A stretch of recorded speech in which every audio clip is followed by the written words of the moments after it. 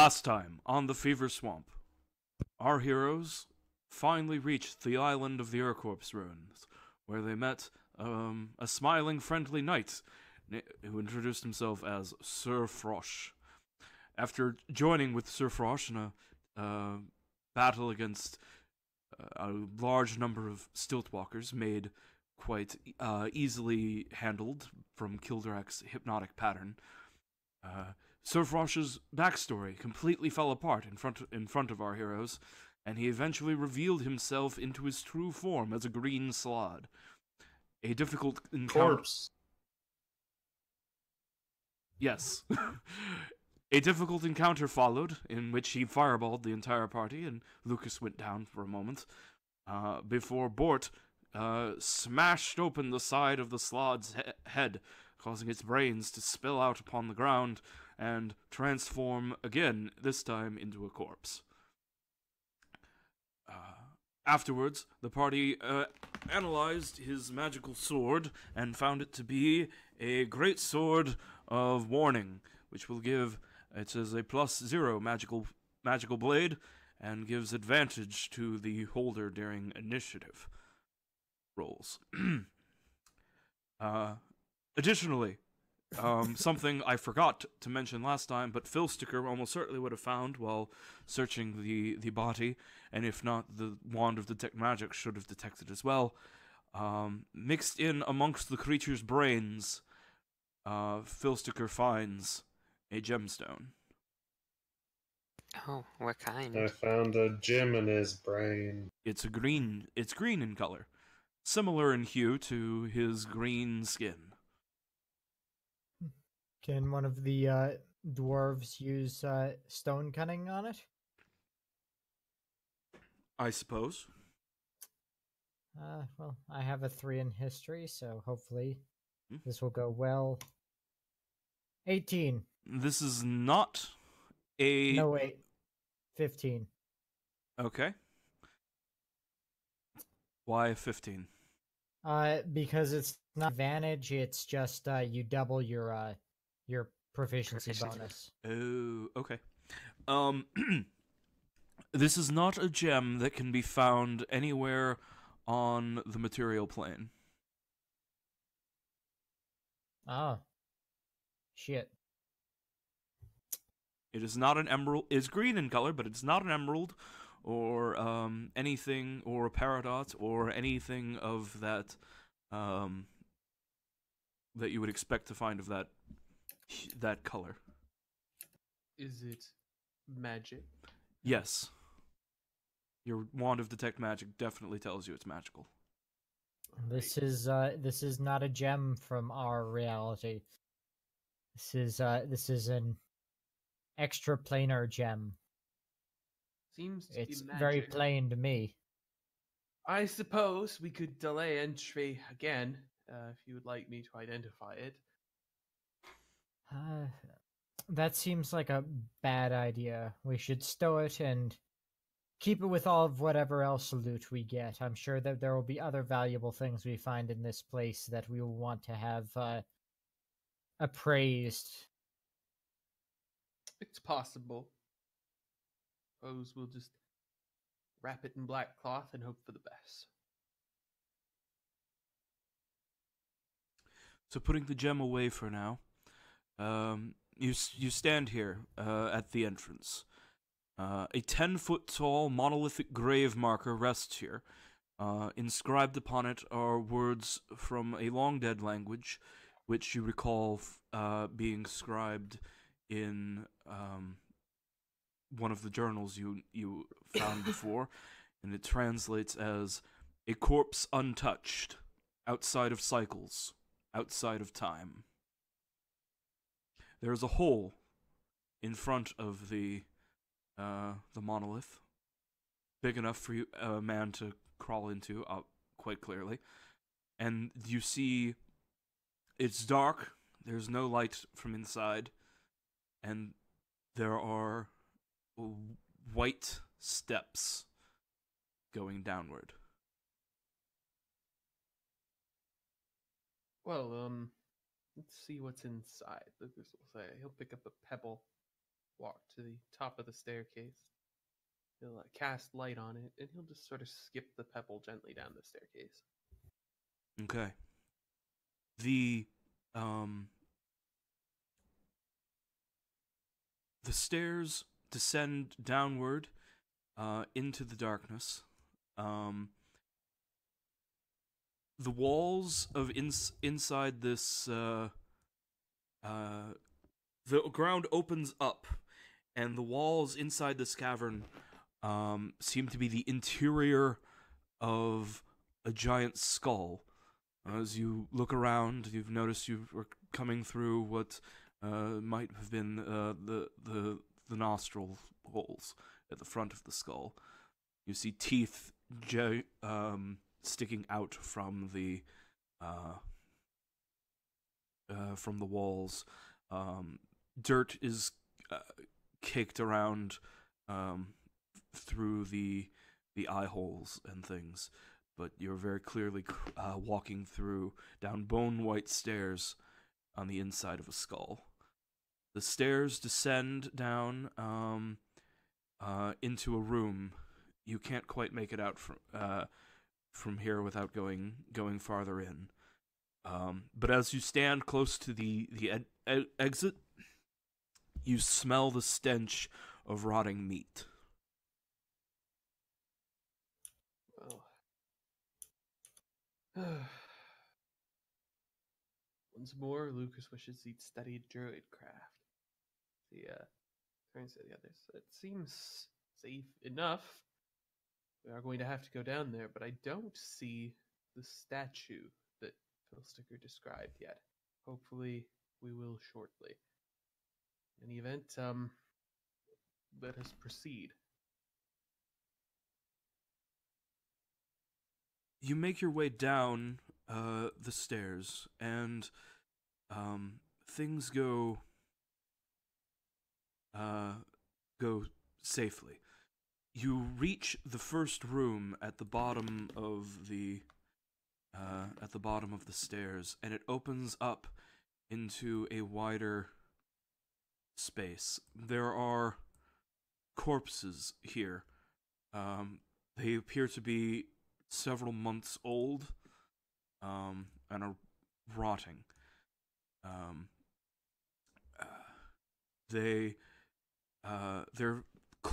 The corpses are all naked, and have been flayed of skin. Only rotting muscle tissue and bone remain. The skulls have all been smashed and piled neatly and folded in a corner are clothing, which marks them as members of the people. Some of them have some of the sets of clothing have tribal religious markers, but a couple of them have amulets of the water dead god. This is partly consistent with Jasmine's party, but I doubt she stopped to flay them or crush their skulls. Additionally, you see an archway to, if your back is to the stairs, you see an archway to the right, a hole to the left, and a pit going downward on the far side of the room. It's been a little bit, but if I recall, Philsticker's instructions were to enter the pit and seek the creature's left leg. That is something, I forget how you got that bit of information, but yes, you were told that the throne tomb was in the left leg. Oh, that was nice, not saying, well, you should have written it down if you thought it was important. Yeah. He literally said it last session, and I just finished listening to it, so I guess I'm generous. Mm. Oh, this room is supposedly filled with deadly traps, we were warned.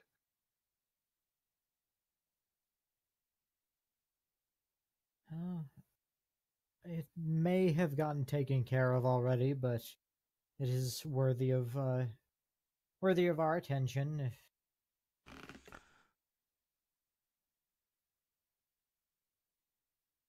Activate trap vision. Okay, how do you do that? I was hoping somebody else would do it. Okay. Theoretically, we just get perception checks as we go through, if there's a trap, but Bort will go first, being the one presumably least likely to die from stepping on a trap. All right. So Bort makes his way across the room, passing all of these stench-ridden, rotting corpses. And you make your way to the other side, and the hole, which goes down deeper. In order to enter this pit, you're going to have to. You look down it, and you see that it goes down a few feet, and then it turns, and then to the side. You're going to have to slide into the hole, and then come out feet first into some, or I guess you could drop head first if you want. You're going to have to basically drop and crawl through a hole. so Let's do we do see- the obvious thing. before I we pull do out that, the rope. I was we gonna do say, is Phil Sticker small enough to like not have as much difficulty, if that before we makes do sense? that, Yeah. Did we see Phil Sticker's statue in this room? I don't recall it being mentioned. No, there's no statue in here. Then before we go down the hole, I'm gonna have to look at Phil Sticker. So what do we do with the amulet when we find it, Phil Sticker? Oh, we have to be very careful and examine the housing and make sure there are no cracks. Because if there are any cracks, it might fall out, and if it falls out, I don't know what happens, but it's extremely bad. I thought you And- said you knew how to correct this, and that there would be a statue. Was this where the statue was in the vision? You don't know where the statue was in the vision. All you know is that Alright. when you were in a room with a statue, and there was a way going up, and behind you, and the way going up, you could see light coming from. Okay. Well, then he describes that he remembers a light coming from a hole above him, and yeah, you could lower me down the hole if the statue's there. I'll We know that the Iron Eight are through that door. He'll motion to the door-like alcove. I don't have any information about what's through this passage, but before we approach the searing light, I would like to know where we should be taking this device in order to properly store it. As I understand it, it's quite dangerous to be near. So perhaps we ought to explore a bit more here before we descend.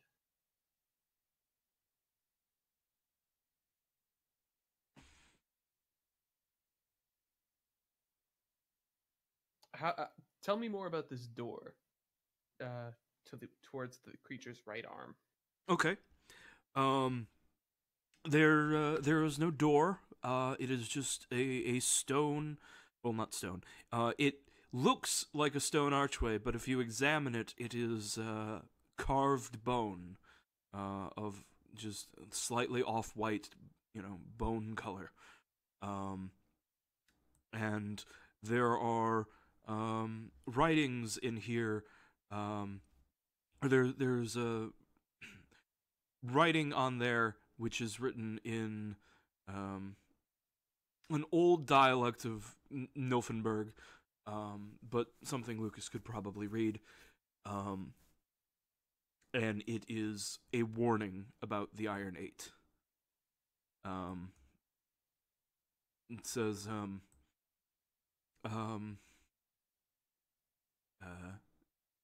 deactivate Don't come not. in here, buddies. Those who seek to deactivate the searing light will face the wrath of the Iron Eight.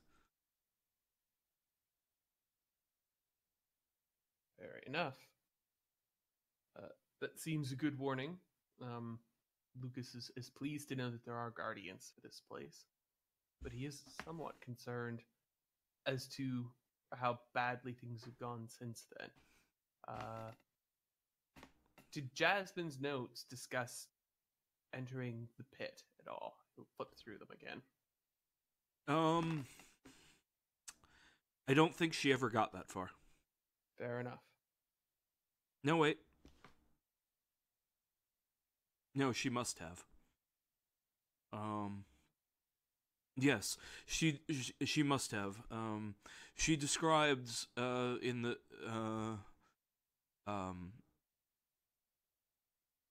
that down that pit there was a trapped room, and that they spent a long time disarming the traps. Oh, well, that's reassuring.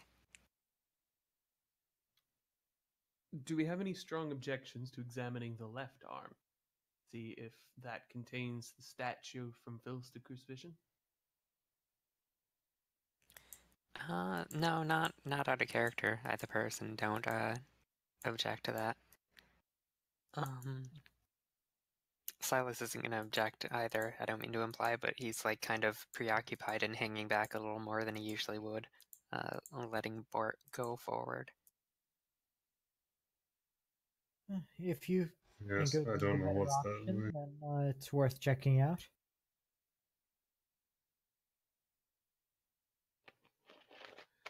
Let's have a look. All right. So this tunnel is large enough that you can walk through it, but only one person, at a time. So who's in the front? Bort. All right, Bort. You walk down this corridor, and it slopes gently upward, and you before long, it opens into another room. This one has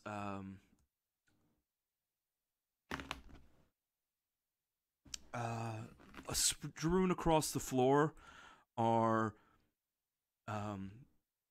tools. There's shovels, picks, some water pumps, and in the middle of this, the walls of this room are damp, and there's a little bit of water dripping from the ceiling, coalescing into a small stagnant pool. In the center of this room, there is a shrine, upon which there's an ivory pillar, about a foot tall, maybe 6 inches in diameter, painstakingly carved and detailed. This doesn't seem to match Filsticker's description. Curious relic. No, yeah. What is that on top there?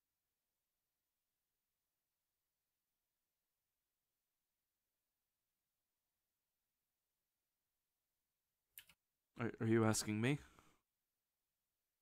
Oh, yeah. It looks like it's drawn with an orb on top of it.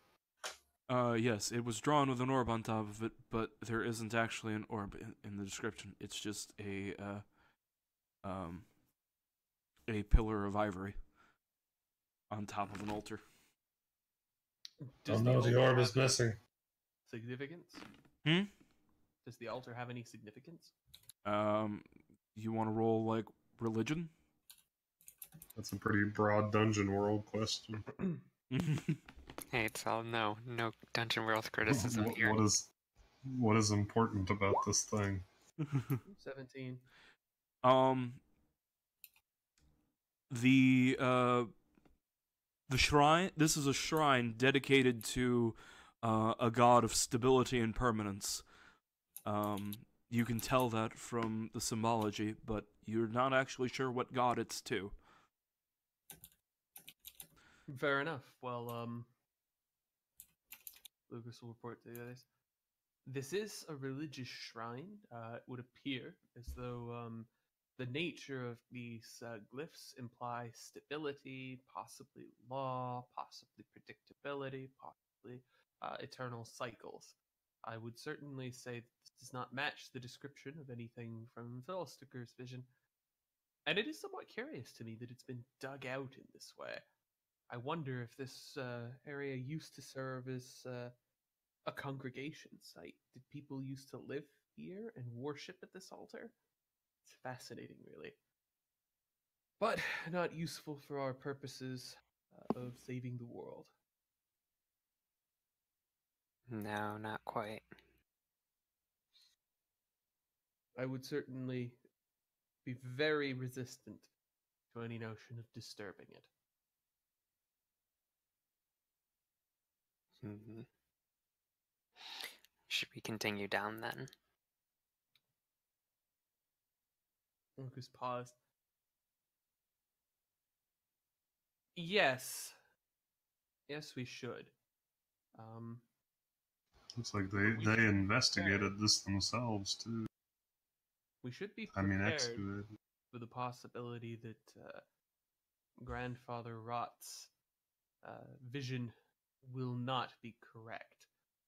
My worry is that if the statue is located in the right arm, then perhaps the Iron Eight are guarding that statue in order to keep anyone from bringing the relic to it. Could be that he has given us the answer that will destroy the universe, and there was a miscommunication. He showed me many things. He showed me what would hurt everyone, and he showed me what would be the best for us all. But what does that mean to him and to you?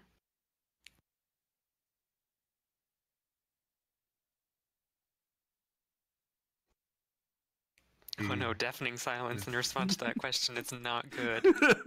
Not reassuring. No, it's I have to say something other than have Philsticker come out directly and say, well, he showed me three options. One of them was to benefit myself, one of them was to benefit everyone, and one of them was to kill us all, because that would be ridiculous. So I'm trying to think, crap, how do I be appropriately vague? How do I contextualize this that doesn't make it sound like the ending of Mass Effect 3? I'll give you a moment to do that. While Silas just stares at Philsticker, who recently tried to murder him in his own memory of events. I'm sure Silas deserved it. Being a goddamn barbarian. Doesn't worship the swamp. There weren't any swamps where he came from. It wasn't his fault. What kind of place doesn't have swamps? I've never seen a mountain Turkey swamp. Creek. Oh wait, no, actually I'm wrong. Mexico City is kind of a mountain swamp. So Didn't Turkey Creek used to be a swamp before they turned it into a place? They got rid of the swamp. Yeah. Grandfather worth Rot would checking. not approve. So, Jasmine's notes don't mention this room at all, right? No. And, I would imagine from her notes that she has passing enough knowledge of religion to know that this is a shrine to a god that is not the drowned god. Yes. So it's likely that I can conclude from this that someone other than Jasmine conducted this excavation. Are the tools looking oldish? Well, no. The tools look like they were forged yesterday. Or no, they look like they were forged 2 days ago and used to excavate this place yesterday. They're that now. But that doesn't mean anything. The shrine could actually have that function. It might be worth examining the Frosh's magic. friend. But if I use the wand again today, we won't be able to use it we won't be able to use it a fourth time. So. And what was it, a wand of identify? No, it's just detect magic. The thing is, if we're not in a hurry, I can just sit here for an hour and identify it. I mean, something might come by and try to kill us while you do that, but it's an option if we think it's like worth investigating this small mystery. I think it might be, because suppose then that someone had an interest in preserving the world. We would define that someone as a god of suitable symbols to this. Lucas will explain.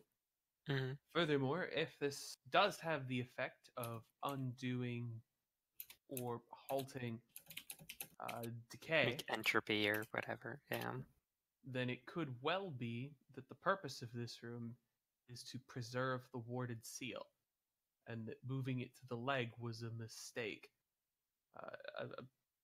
According to my notes, it was moved to the leg by someone else, say, pulling through papers and sorting them out. It was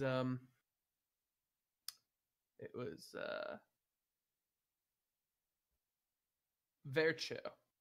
Vercho, when he descended into this area,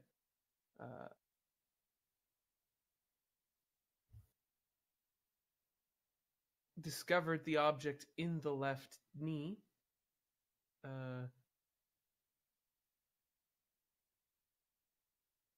And he created the Iron 8 in order to safeguard this. However, this Nilfin writing, as well as some of these other objects and rituals, caused me to question whether it had initially been in the knee.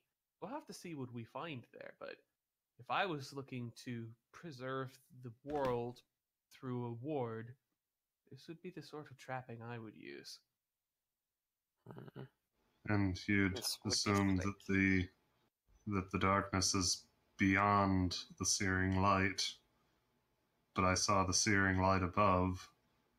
So yes, the image could have been outdated, but in the visions Grandfather Rot showed me, where I saw that the world persisted, only one of the possibilities ended with all of us healthy and happy, and that was to return the darkness to where it came from, and that's what I believe we will do. Did any of your visions feature this chamber? I only saw the statue itself and the light above, so I believe that it was in the leg. So Grandfather Rot did not consider this chamber important. If it could have been moved, then maybe it was moved. But he spoke nothing.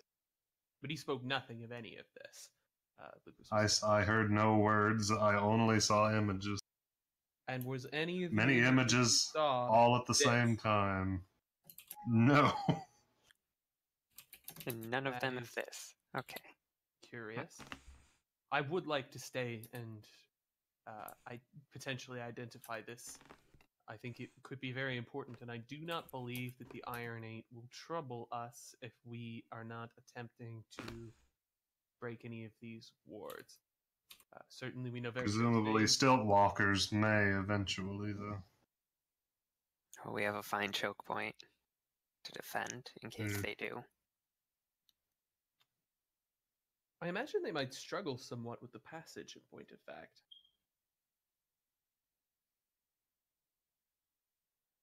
Yeah, so, yeah, out of character, I would be fine with us taking an hour, or at least taking an hour. I don't see any particular risk. And Lucas doesn't exactly trust Grandfather Rot, and he promised not to trust any foreign gods, so he kind of has to. Yeah. That works for me. Specifically, he only promised not to deal with the hags, but I mean, unless he made other promises. He wasn't told to promise not to deal with other gods, but he did promise that he would treat what Filsticker found with the utmost skepticism. Oh, okay. And finding that this body appears to be holding a holy symbol of order and protection in its hand casts a lot of questions that Lucas would like to see answered before he plays dice with the universe. Mm-hmm. That makes sense. Also, I'll be right back in a minute or two. It's okay. So you're gonna take a I'm gonna ritually cast Identify. Yeah, we're gonna be here for a while. All right. So while Lucas is casting Identify, where are the rest of you? What are the rest of you doing?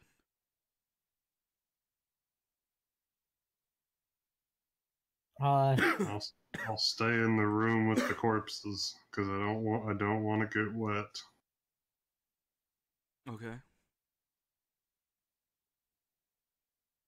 And it's actually only like 10 minutes, but that's still a long time. Bort's going to check all of the passageways, doorways, and such that lead out of here as best he can. Make sure that there's nothing that's gonna just suddenly come out of them and fuck us up. Okay. Well, there's only there's only the other two routes, and the hallway through that leads to the Iron Eight. You hear nothing, you see nothing down that way. Down into the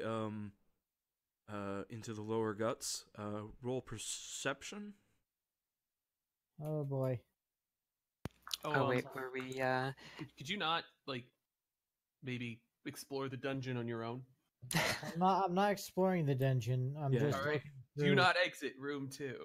I'm not exiting the room. I'm looking down the corridors and stuff. All right, perception. Oh boy. 21, natural 20. All right. You hear very, very far down, but listening at the pit leading deeper, you listen and you think you hear the sound of something splashing. You hear like something moving in water, and then it's quiet again.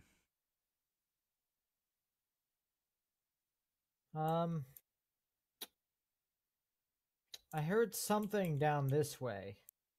It's very distant. Hopefully it won't be our problem for a while.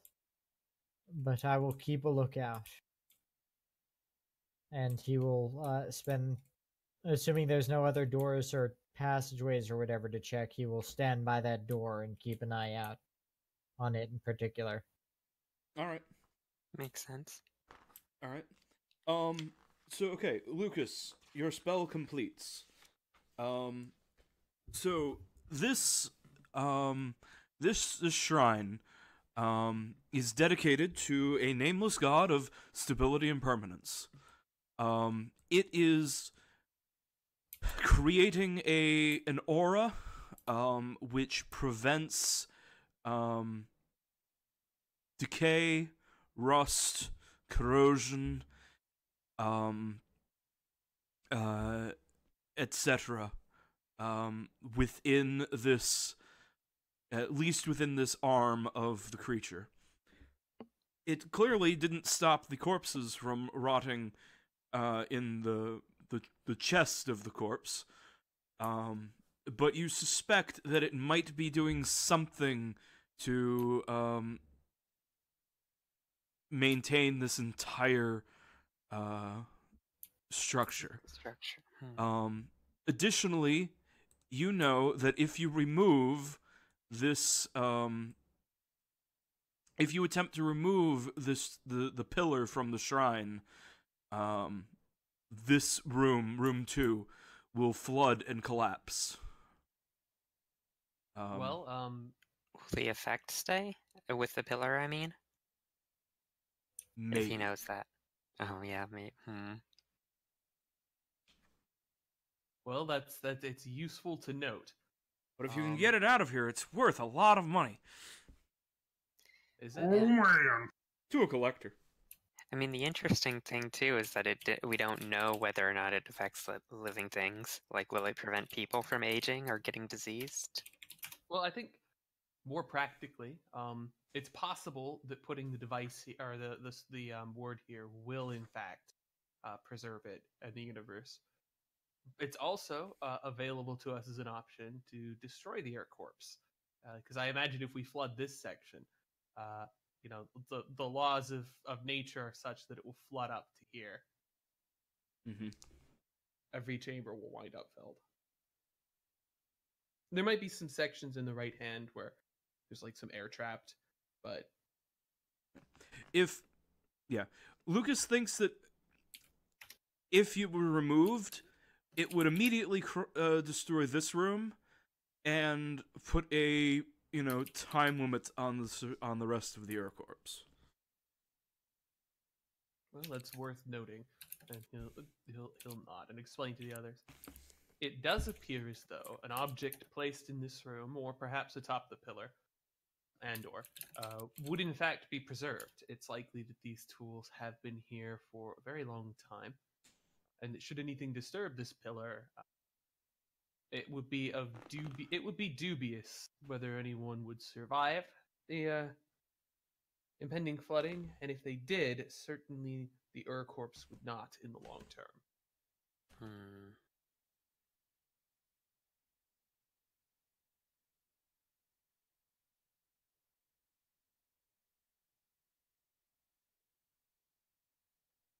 I do better not push it have over some then. thoughts. It's interesting to consider. All right, we'll come back to this room. Let's, I suppose, examine the bowels. Yes. Also, the bowels where I heard the splashing? That is the direction you heard the splashing from, yes. Sounds like fun. Yeah, and wait, how long did the game? Was it 10 minutes or was it an hour? Sorry? What? The Lucas's spell, his ritual. Was it's it 10 actually minutes? 11 minutes, but yeah. Oh, okay. What is it, like 10 plus the spell level? 10 plus spell casting time. Okay, huh. Weird. It would be 10 minutes and a round for most spells, but this one has a normal casting time of 1 minute, so it's 11 minutes. Alright, so that's probably enough time for, while everyone else was waiting for Silas to, go over to Fiddlesticker and confront him and, say, what happened in that last fight?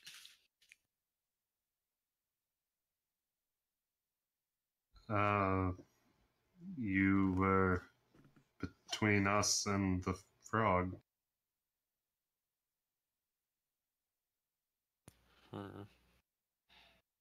Both of you at the same time, though? Yes, I wanted to make a joke about how we were betraying you, but I thought you'd actually be upset because we accidentally shot you. And it really seemed like we were betraying you or something, so it seemed funny that, we're betraying Silas. Well, we weren't really betraying Silas, but I understand it really seemed that way. Please don't betray us, because you think we betrayed you. Well, and that did hurt on a physical level, at least. It was a strange experience. Normally, I think I would understand that more, but I really was going to kill you in that moment. Fiddlesticker sort of backs up a little bit. No, and it worries me too. He does look concerned. I wasn't acting quite myself, and I don't know whether it was some effect from the creature that we fought, or maybe the AirCorps.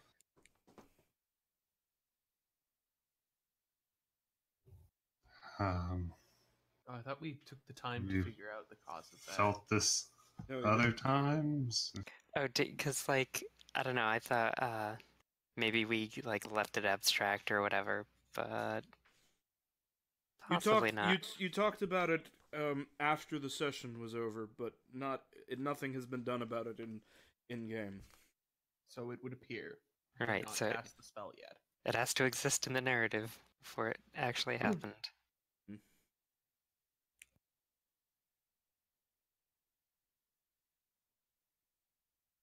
But yes, yeah, he expresses that concern to Philsticker.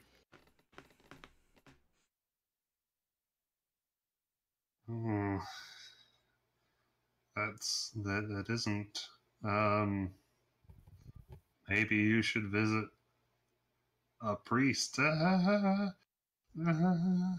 No, he shakes his head and says, I wandered on my own for years. I know myself very well compared to most people, I would say. All the solitude and meditation, I'm not a person quickly moved to anger, even in a situation like that. Then maybe the stress of our adventures has just gotten to you again. I do kind of understand. We've already lost a few friends here, like Dethel and what's his name. Maybe after this, you just need to take some extended time off, for your own sake. Perhaps it's that. Oh, well, yeah, Silas. Now kill him to make yourself feel better. No, that's too convenient. And then go on a vacation. Oh, well, it's good the evil enchanted or cursed item is looking out for his mental health. But, yeah, no, I mean, having been, wrongly reassured here, I think he leaves it for now as Lucas continues his spell.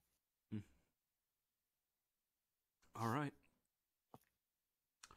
So, Lucas finishes his spell, and all that, and that conversation transpired after that, and now you are heading into the bowels of the beast. Who is going first through this narrow tunnel that you have to drop down through? I guess Bort, as per standard. All right. Bort. Tie a rope around Bort for when the giant Venus flytrap snaps on him, and we have to pull his corpse out. Right. Okay. So Bort, you crawl down and sit and slide over to the new edge, and then hop down and come out, and you enter a room. This room is has scattered across the floor many impaling spikes and saw blades and other mechanical parts. There are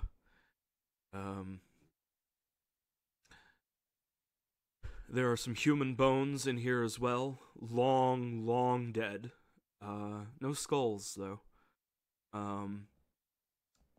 And there is this room appears to have previously been very thoroughly trapped, but has been dismantled very thoroughly. But all of the pieces are scattered about. If you were to try and move through this room quickly, you might hurt yourself. You'll have to be cautious. Right. Oh. Yes. And additionally, you see two paths that you can walk down. One to the left and one to the right. And there is a passage through the bottom of this room that seems to have been made from flowing water. You could a small character could squeeze through it and see where it goes. Hey, we have one of those. Right. Well, I will call to everyone that it is safe to come down, though they should watch their steps. And I will inform them of the geometries of the room as you have described. And I am going to try and listen out just on the off chance that I can, or I'm going to carefully go over to the different doors and listen again on the off chance that I can maybe hear the splashing one more time. Okay. Roll perception again. All right. Perception, not initiative. Yes, perception. Okay, that's the exact opposite roll I could have gotten. Silence. But as you approach the this side, you can see that it leads, that there's a bright light at the coming from down a long tunnel that direction. Which side did you point to? The corpse is left where we were expecting it. Yeah. Okay. Let's do a quick search of the right. I'm curious as to the potential of what may be there. I would imagine Fiddlesticker's statue may be in the left foot, but what may be in the right foot may be a clue as well, and I'm still uncertain yet of how we should proceed. All right. So going down the right leg? I suppose so. All right. So you go down the this path, and you come to a room. In this room, there is a large metal frame shaped like a standing human, and encumbered by manacles at the hands and the feet. It dominates this room. On the walls, you have carvings, which seem to depict the proper use of the frame. A human victim is to be strapped in, and then to have each extremity broken with an iron rod. There is an iron rod in the room, beginning with the right foot and proceeding up the right leg, across the left arm, and then across the chest and right arm, and then again down the left leg, before the head is caved in with a large mallet, also provided in this room. Does it give any indication of the intended purpose of the ritual? To make them taller. There is no indication of such in the artwork. And there is a path going back the other direction and farther down.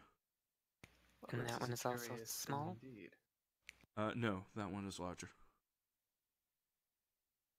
It is strange. Maybe. Do the maybe, diagrams maybe it's only one part forced into it, or do they seem to indicate something being limply loaded into it? Is it possible they're doing this to prepare corpses?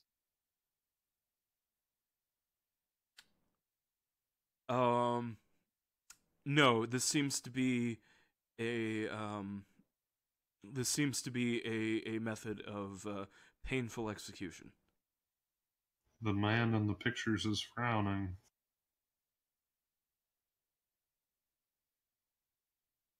Well, that calls into question quite a bit of this place. Why it was built and what functions it must have served in their society. It doesn't seem like someone executed this way could become undead. Certainly not any corporeal variety. It wouldn't be consistent with the stilt walkers or anything else that we've particularly seen in the swamp. It implies that there used to be some sort of cult dedicated to this being. Possible the holy symbol and the holy symbol of the Ur corpse. It does say stability and order, which does not necessarily imply good. I wonder how Jasmine might have reacted when she saw it. Oh well. Doesn't appear as though she did for codes. It does not appear to have been used. At least not in a very long time. How do you all feel about proceeding to the foot? That small passage interests me, but of course I cannot explore it myself. I'll get to it later. Perhaps we'll encounter it again as we move towards the foot. They seem to be moving in the same general direction. Yeah. I am curious, though, you're right, what exactly the cult may have dedicated to that particular component. We could make Ixa and Filsticker draw straws to see who has to explore the small tunnel. We'll just lower Splicter on a rope. Or if it's in the belly arc. I forgot about Splicter too. Huh, yeah. Anyway, it yeah. turns out it just leads out in the most uncomfortable way possible. It's also quite likely the Urcorpse is just peeing on its own foot, so we should check that out. Yeah. We'll leave that, I guess. It's a human, not a vulture, you ridiculous man. Is it a human? It doesn't seem to have human-like qualities. For example, it has the wrong number of fingers. It was a human with a particular family tree, I guess.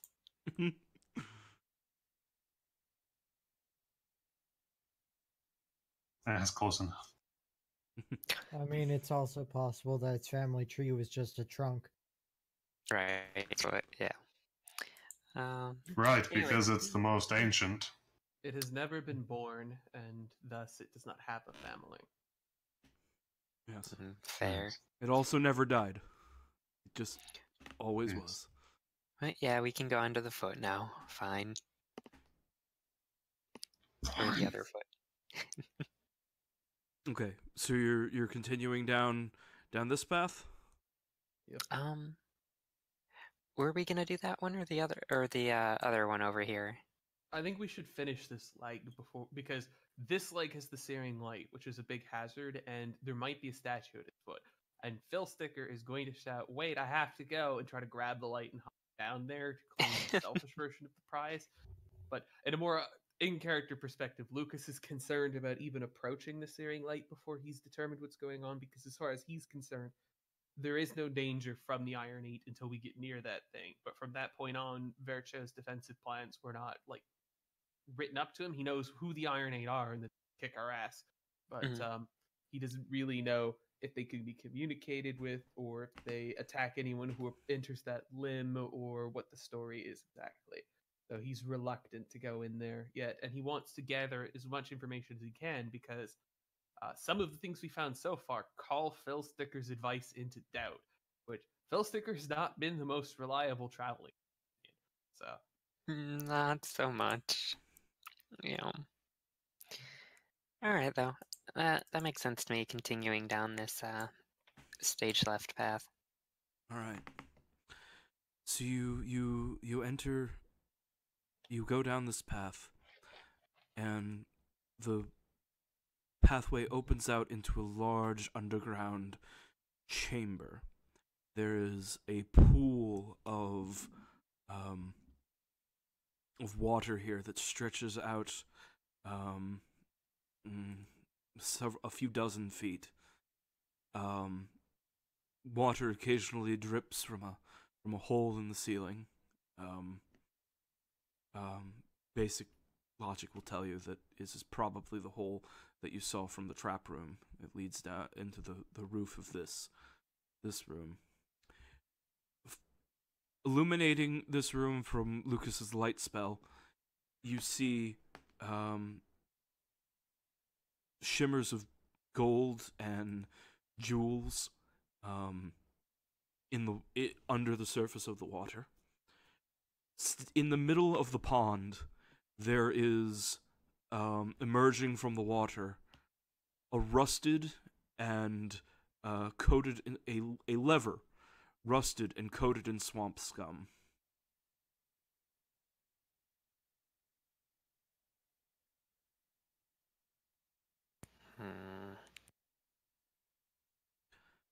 perception checks. Oh no. Yeah, everyone's all like, this lever is a trap, but Oh boy. Bort. Another natural 20. You're all spiders. Bort, there are 6 crocodile ghouls in the water. They, laying ambush. If anyone touches the water, they will be torn apart. Yeah, Bort is going to, like, just hold both fucking fists up and be like, stop. Hammer that, no, he's going to, point out that, he's going to point out that the water is very dangerous. And point out why, and hopefully he's not the only person after he points it out observant enough to realize just how screwed they are if they touch the water. although crocodile, Oh, come on, guys, let's all go in the water. Oh shit, Bort says there's crocodile. although crocodile ghouls are far from a problem, such as ours, I do think we are in perhaps poor shape with such a thing. And my only real concern is that lever. What purpose could it serve? Draining the room, perhaps? Silas offers a guess. Where and how?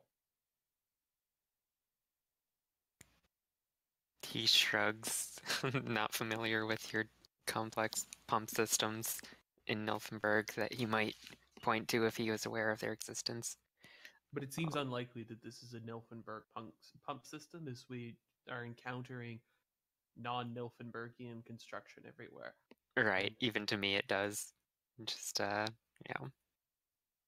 And, like, it raises questions about why wouldn't you just have the pumps? Like, does it look like a kind of lever that has a big handle for you to sit there pumping it for, like, an hour? Or does it look like No, the kind of lever where you pull once and a mechanism starts? Yeah, it looks like the former, or the latter.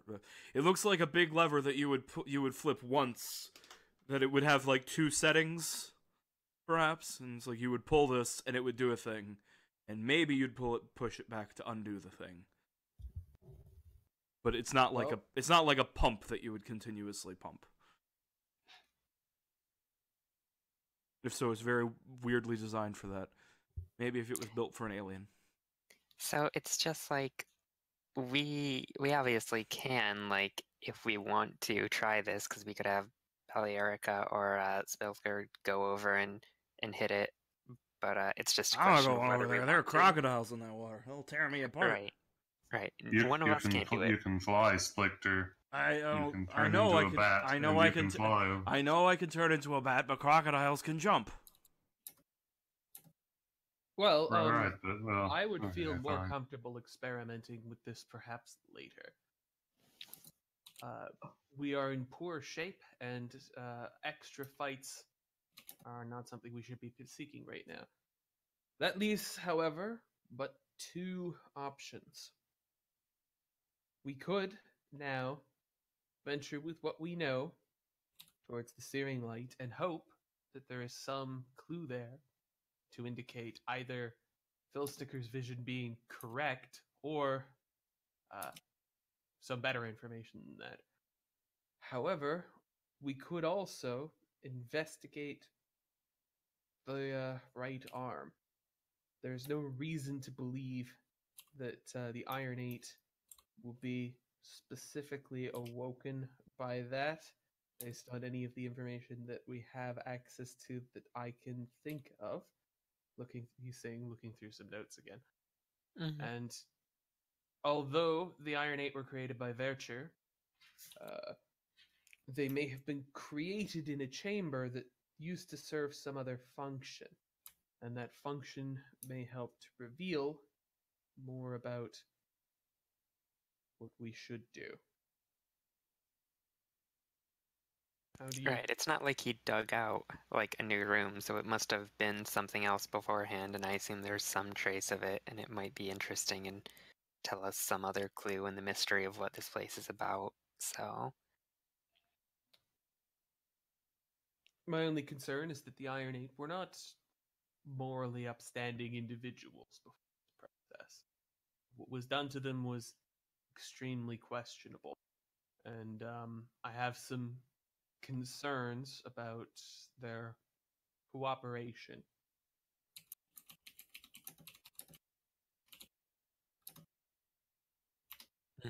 Yeah.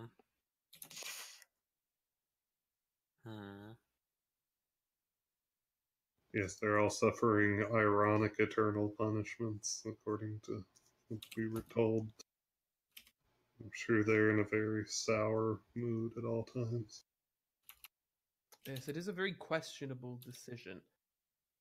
I should very much like to destroy them, only I have some doubts about our ability to do so.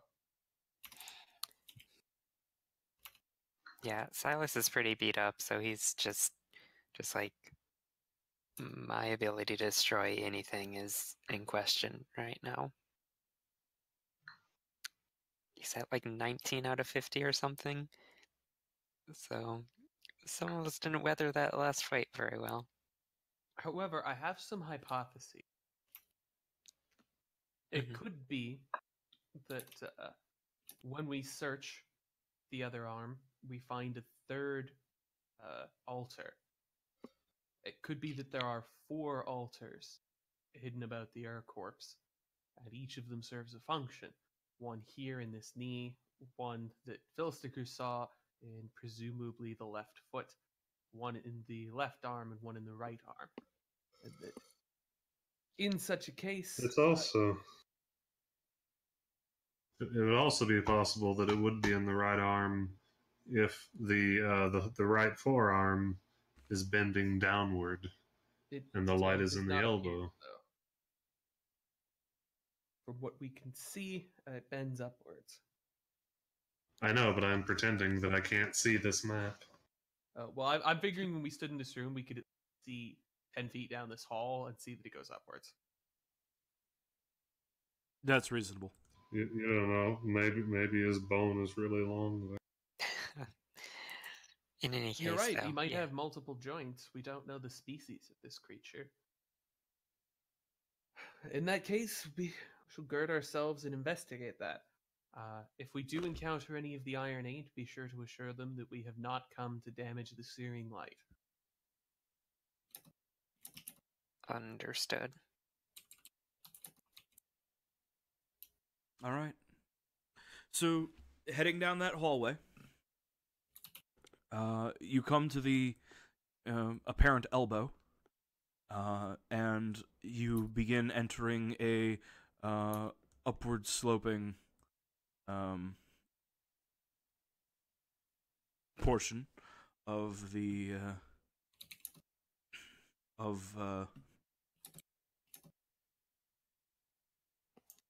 dungeon of the Ur-Corpse. Yes, it slopes upwards until you reach the top of the stairs, where it evens out into a large chamber.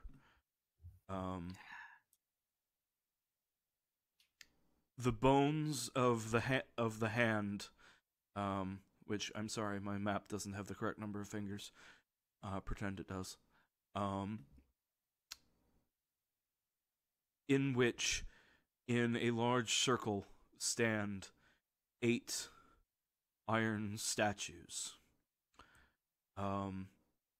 6 of them are currently wearing the skins of victims, wrapped in shreds, slapped onto their form. None of them move.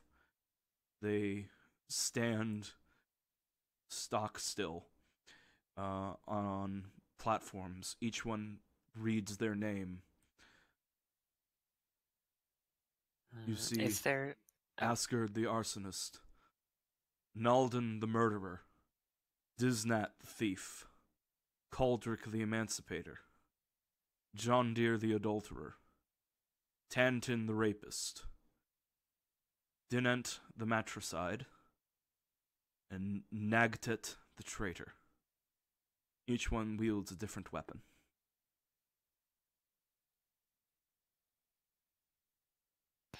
Is there any evidence of like a separate altar like we saw in the other rooms?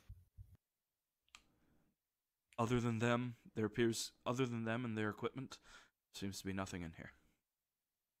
At which point Lucas will say to the others, "It would appear that the Iron Eight are intact, as per Vercho's notes." He'll just call in, "Be assured, we are here to honor Vercho's intentions. We will not damage the ward." There's no reaction to this. Fair enough. I feel like that's really the best possible outcome. Yeah, they're not going to be all like, "Oh, cool, hey, you like Vercho?" They're not a fan of him. But presumably, he would have made them to not attack his own people because they were working here and stuff.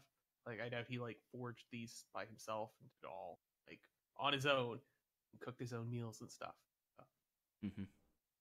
Lucas is operating under the assumption that there is at least some minimal magical coding to keep them from attacking Vercho's people. Mm-hmm. That's a reasonable thing for him to assume. And, I guess we'll go, because this did not provide a clue. Okay. So you head back down the stairs. You're back in the room with the several-month-old corpses of Jasmine's people. Well, I suppose we'll have to make a decision then. I would like it very much, Filsticker, if you would not attempt to complete your vision before we are unanimous that that is our course of action. Do you suppose you could promise this?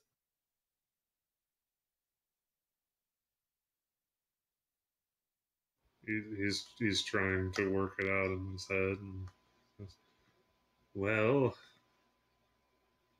I'm not sure that we'll be able to verify or anti-verify that as a course of action. So I think we might end up at an impasse anyway. So for that reason, will you swear? No, but only on those conditions. Very well. Will you swear? Otherwise, okay. Will you swear not to attempt to complete the vision unless we have been in an impasse for at least an hour? Okay, that's reasonable. Fair enough.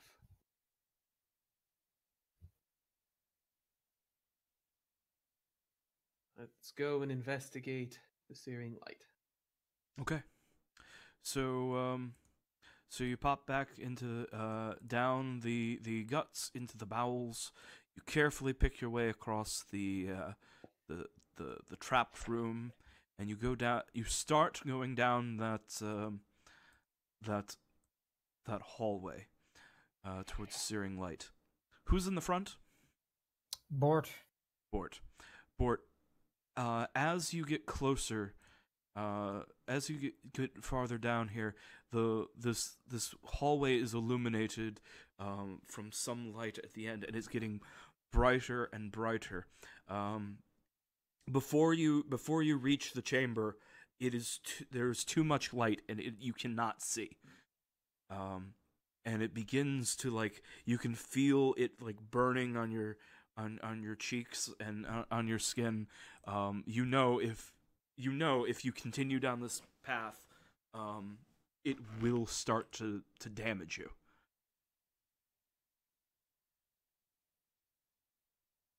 Right. You're not gonna let some stupid light stop you, Bort. Well, I will signal everyone to stop and ask. There seems to be danger in going forward from here. Is there any magic that anyone knows of that could protect us so that we may advance without risk?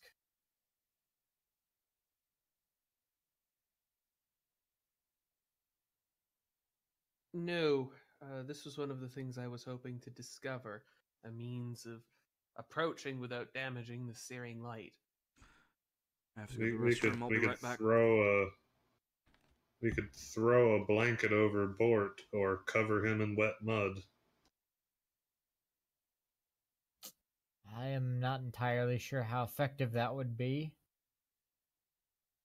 Well, the water would evaporate from the mud, and so you could probably run past it while the evaporation is keeping you reasonably cool, and the mud would flake off as you get to the other side, so maybe we would put a second pot of mud on your back. We could fill the pot from the canoe with mud. Yeah, and then you smear yourself with mud again on the other side.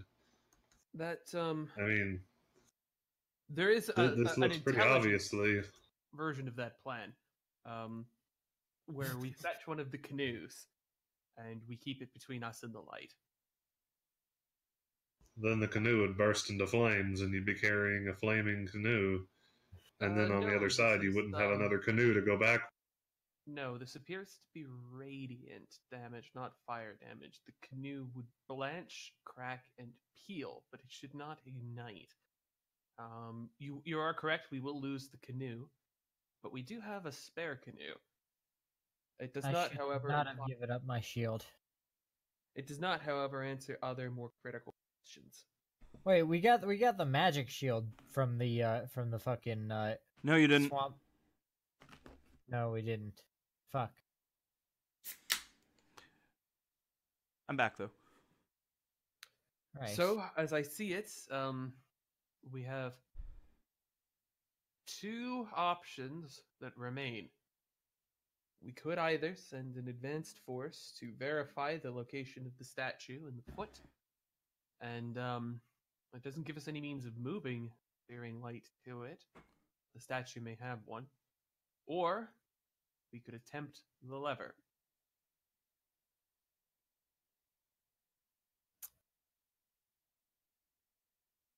Oh boy. If we do the lever, though, and it does turn off... Why don't we check the small hole? Because we've already discovered where it leads. And it opens in the roof of the room with the lever? Yes. This is radiant damage. So my thoughts would be that yes, radiant whoever damage. built this place was using it for something. There are altars, one of which seems to have a ritualized function, which is beyond the room full of traps. One gets the impression that this lower section must have served as a temple of some sort. Treasury guarded by undead crocodiles, and with a strange execution device. The searing light is here in the knee, and that implies something would. Were I designing a secret temple chamber such that it contained a relic that burned anyone who approached it, I would use it for one of two purposes. I would either use it to guard the treasury, which is clearly not the case here, or I would have some other means to get past it, perhaps from the treasury. My thought would be that a secret passage may exist. Either way, I can't discern what other functions may be found in the lever. Only that it's quite probable that whoever used this place must have had some means of accessing that foot, if only to keep the statue clean or to perform worship at it. If it is not a secret passage, perhaps it is among the treasures. If this was some religious area, would it not be possible that the blinding light is a sort of trial by fire? That it wouldn't be deadly, but only painful, injurious, but to a survivable? According to Verger's notes, it is deadly. At the moment it begins hurting, you have only a short time, he's unspecific here, before it will become deadly. Unfortunate. One would imagine it varies considerably from person to person. I've certainly seen Bort-absorbed blows that would fell me, but I don't imagine it would be a long amount of time in either case. Perhaps enough to run through. However, it doesn't give us a means of accessing the amulet. I imagine touching it quite fatal. Nor would we want to damage it in any way, shape, or form. So, I believe we should deal with the crocodiles. Well, I'm saying this out of character because I can't remember whether Silas has been completely filled in or not on this, but like we do like all know and accept that if the lever does turn off the light and we turn off the light, then the Iron 8 are gonna try and come and murder us, right? Well, presumably it wouldn't turn off the primary defense system of the building. I think rather it might fold out a protective, like, shield or something to that effect, if anything.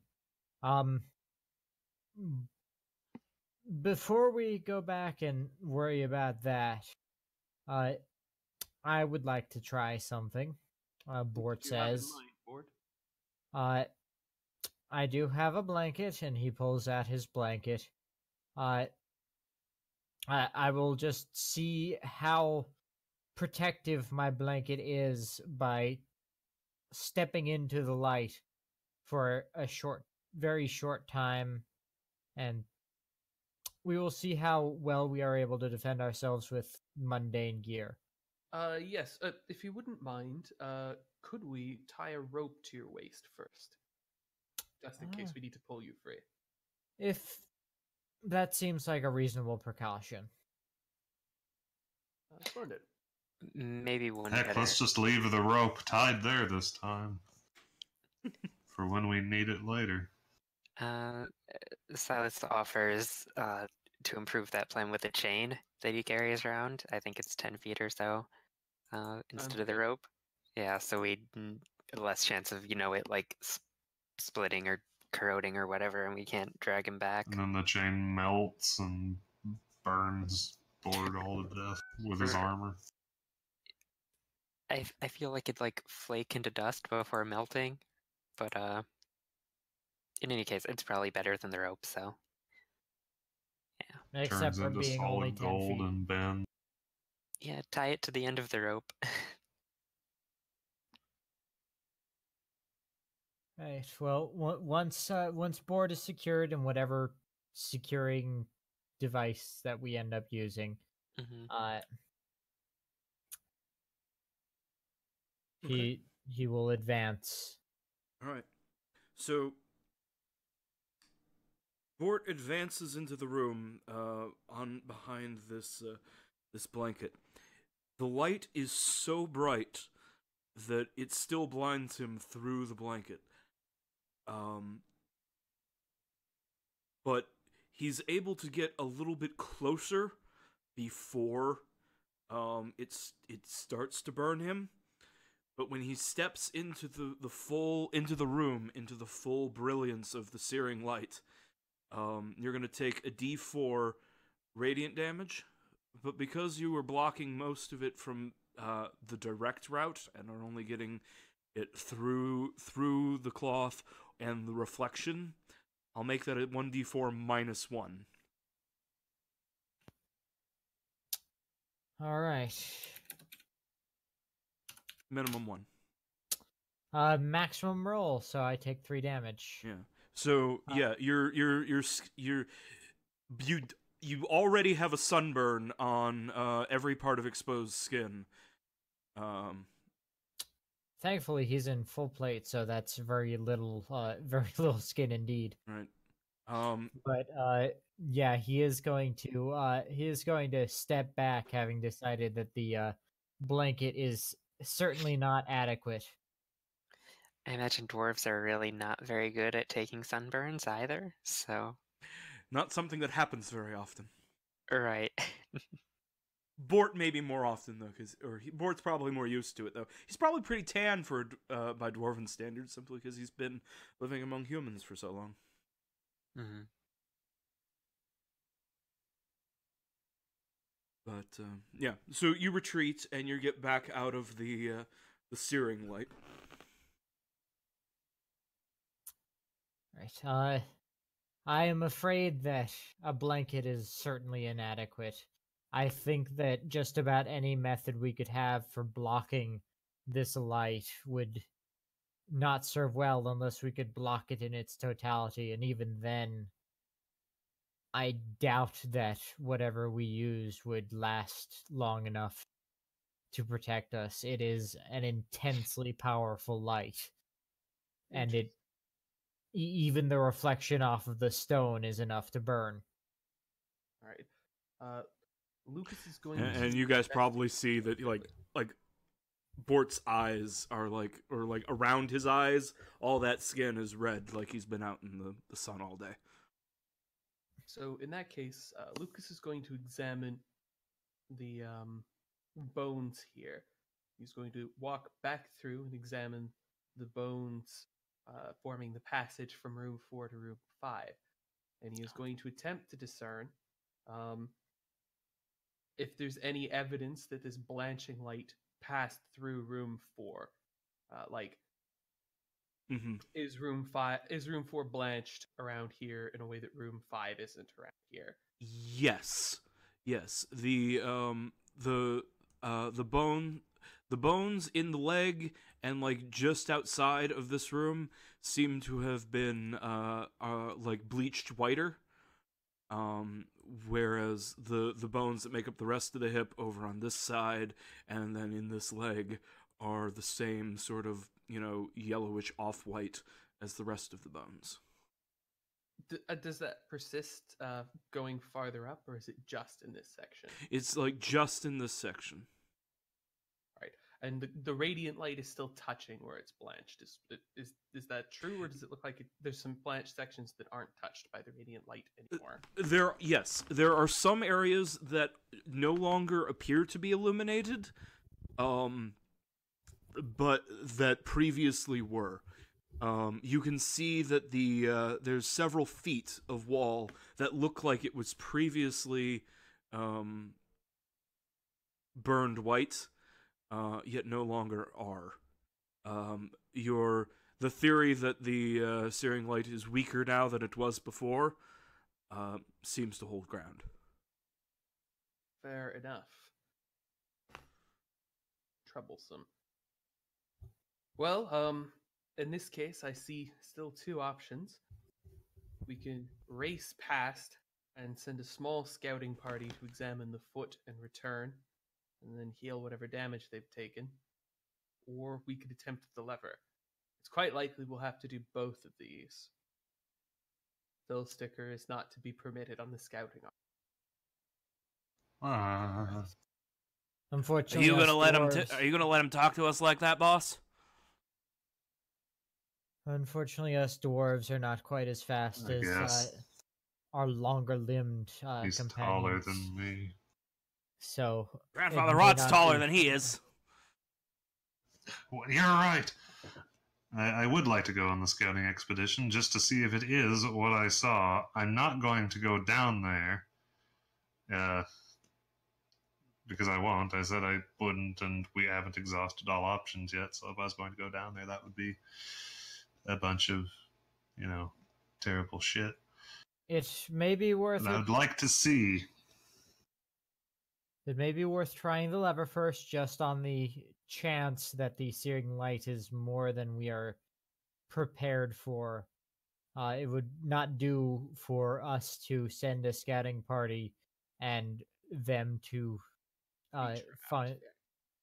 be trapped or consumed by the searing light more rapidly than expected. I think I'm more worried about the Ironate than I am about the light, to be honest.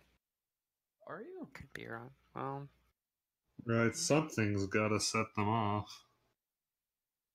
right, that's what I'm thinking. Like, if it's not the lever, and the lever does, in fact, deactivate the light, then in what circumstances would they even activate? Like, if you try to actually destroy it?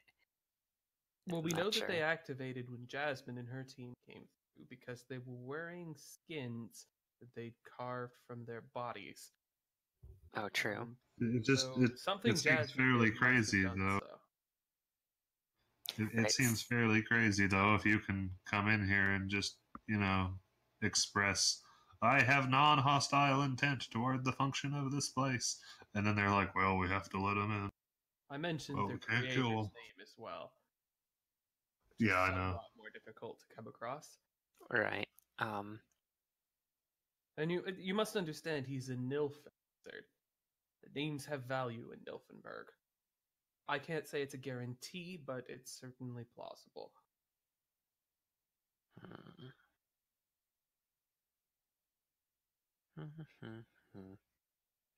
Nilfenberg's also apparently a country that makes these horrible torture golems, though, so now I'm afraid of Nilfenberg even more. No, I don't believe that was Nilfen. Although torture is employed by the Nilfish Inquisition, that particular device does not seem reminiscent of Nilfen design.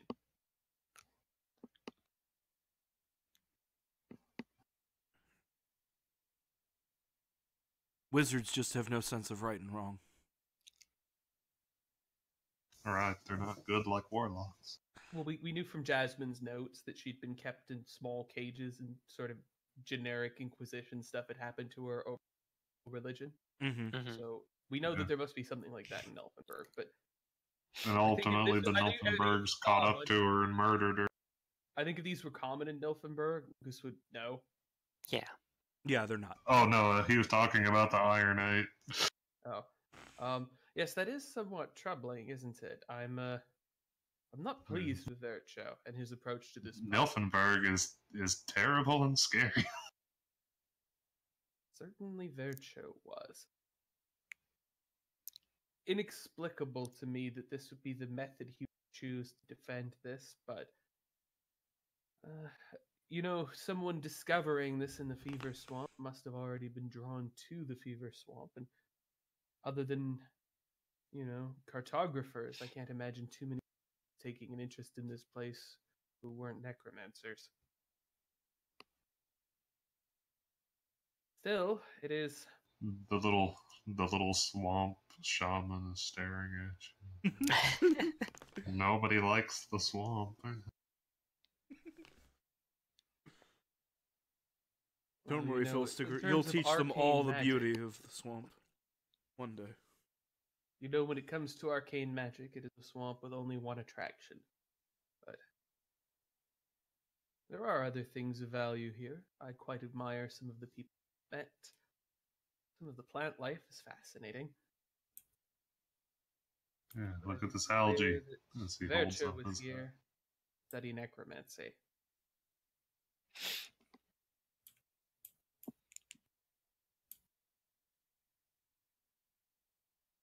So, I suppose it does make me wonder, though. This was here before the swamp, wasn't it? If the Ur-Corpse was always here, and the swamp wasn't always here.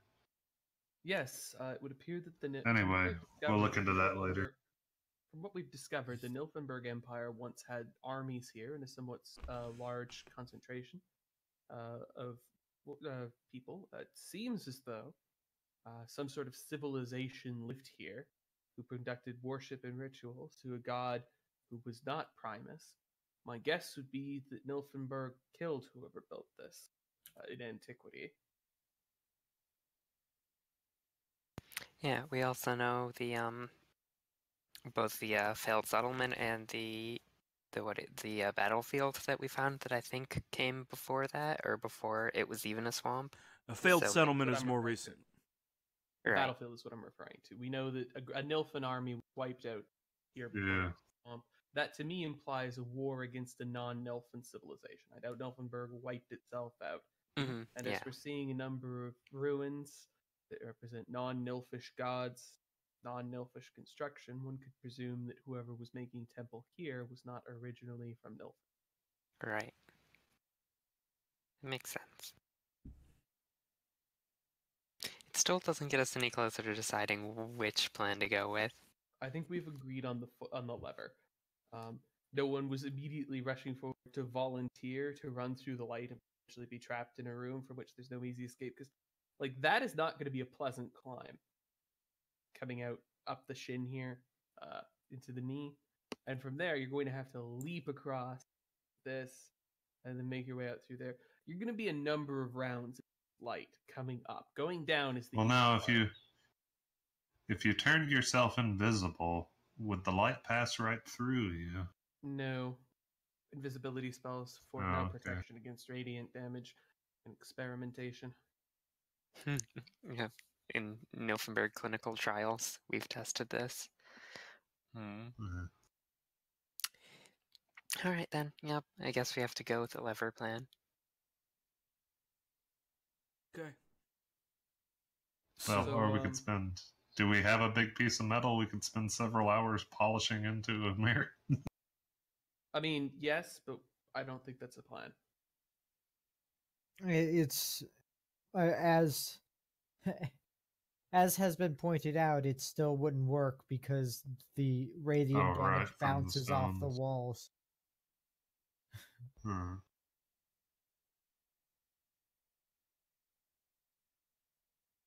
No, I have some other thoughts to that, but all of them are somewhat drastic, and I would prefer to begin by investigating the lever.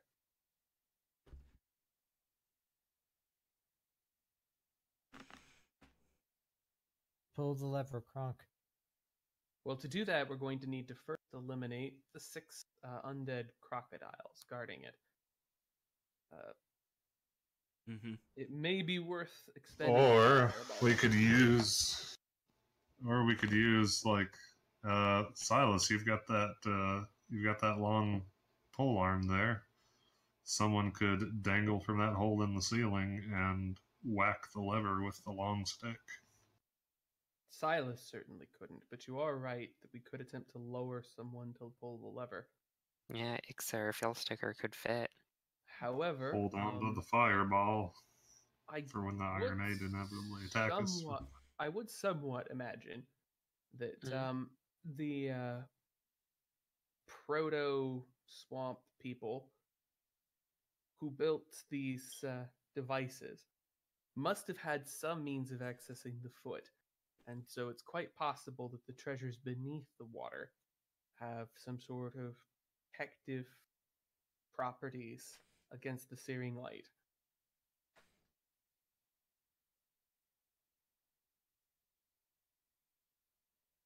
So it may do well to eliminate the crocodiles either way. Right.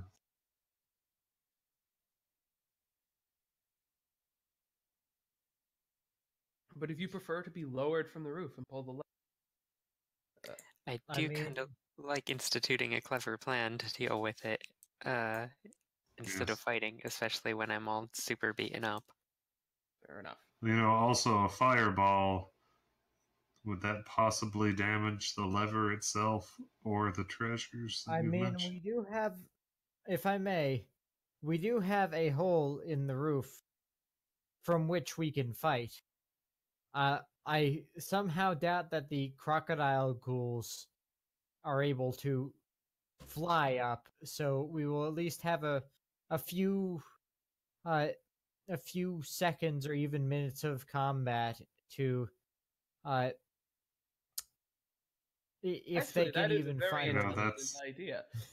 Lucas, yeah, that's true too. I could just what else is in this trap? I could just continuously blast them from the hole.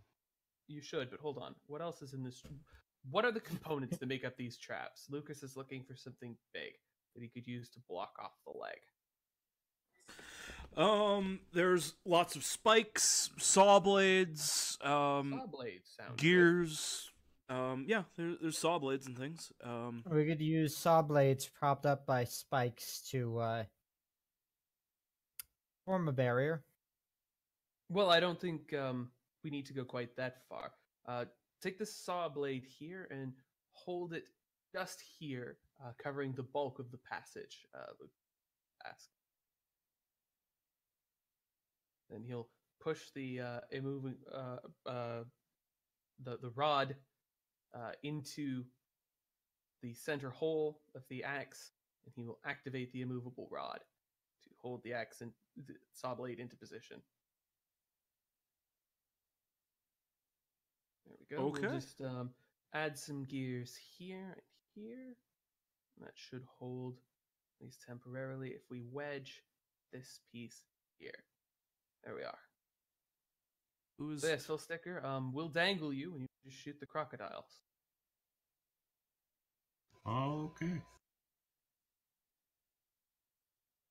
Who is drawing upon my map? Why are they drawing in poop brown? I am not drawing on your map, but I'm going to assume, because they figured that the walls are brown. Yes. Okay. So, so the plan is to have Filsticker crawl through the hole from the pelvis, into the roof of the foot, and then dangle that way while being held up by a rope. Am I understanding the plan? All right. Yes, the plan is that we're going to dangle Filsticker, blocking the leg. All right. Filsticker. It's wet and damp and swampy in this hole. And and you're getting covered in mud. And you make your way down, and you turn and fall down, and then dangle yourself above the lever. You see with your goblin eyes, undead crocodiles, ghouls, circling around the lever. They definitely seem to have noticed your approach.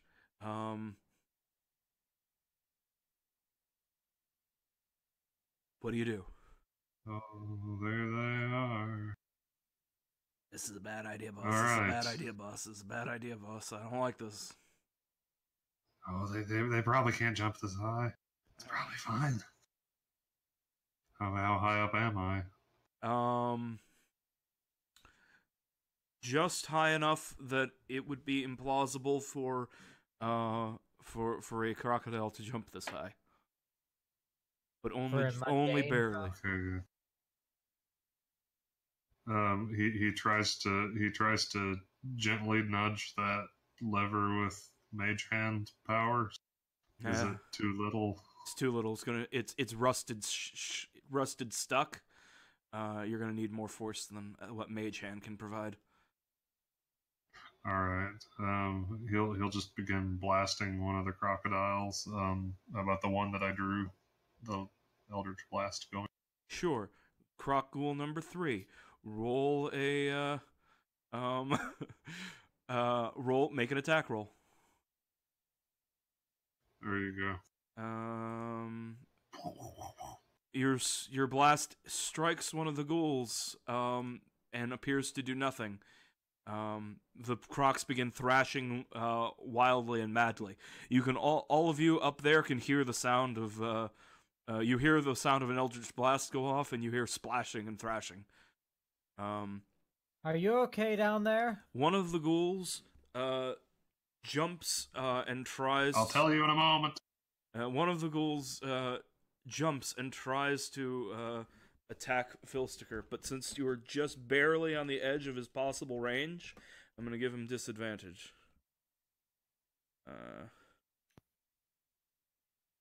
Hey, Retro, how do I tell it to roll 2 and keep the low one? Roll 2d20 KL1. KL1. No. The KL goes after the 20. Oh. Okay. Whatever. You rolled a 7 and an 8. You rolled a 7 and an 8. You're right. 11, You're right. I 11, rolled a 7 and an 8. 7. All right. So does a so that was disadvantage. So 7 plus 4 does an 11 hit. No, because my armor class is 12. Lucky. So yes, Filsticker squeals in terror. Yeah, Filsticker, you have to retract your legs a bit as one of the ghouls jumps up and tries to snap at your legs.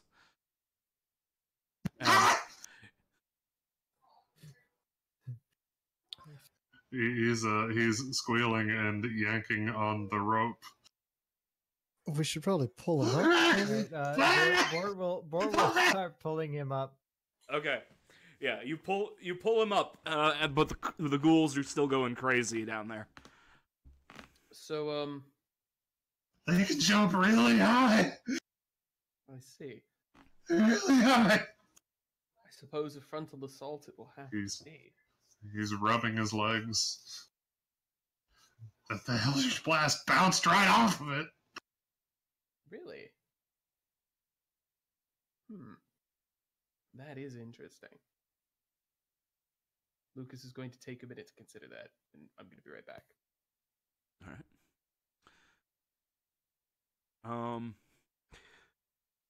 Let's see. Yeah, okay.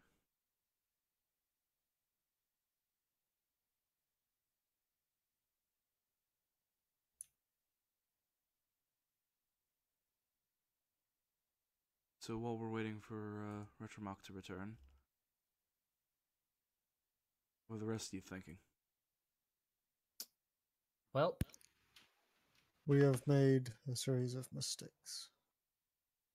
I'm also actually going to use the bathroom too, so I'll be back. Okay. Do we have? What do we have? What do we have?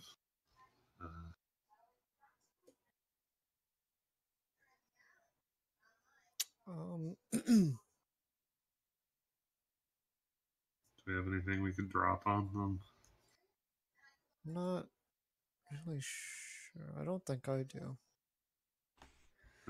We've got all these spikes. We can throw these spikes at. Oh, I know that's useless. I mean, we have at least 2 people with conventional ranged weapons. Borch could shoot them with his crossbow, or I don't know if he fits down the hole. You can't fit down there. Ixa has javelins. If they can hear me, I could mock them to death, maybe. That's assuming that magic works on them effectively. It is assuming that, yes.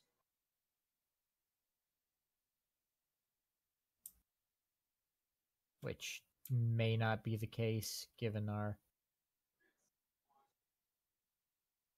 I don't know if this would help at all, but I just realized that Ixa can actually turn undead. That would be pretty useful. Turn undead is a very powerful spell. Can you like summon columns of flame or something? Well, the way she does it is through channel divinity, so it looks like they get a wisdom save on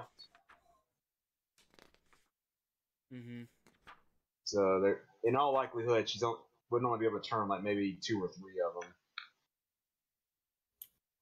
I could throw soap at them. I have some of that for some reason. All right, Lucas has come back and he has a thought. Yes? Ixa, are you capable of dealing radiant damage?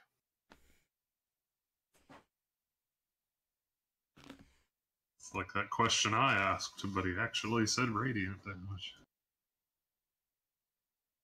I'm pretty sure Ixa can somehow, and I'm trying to remember how. Hang on. Do you have that cantrip that summons the column of flame? Isn't that how Divine Smite works? You trade a spell slot for some radiant damage?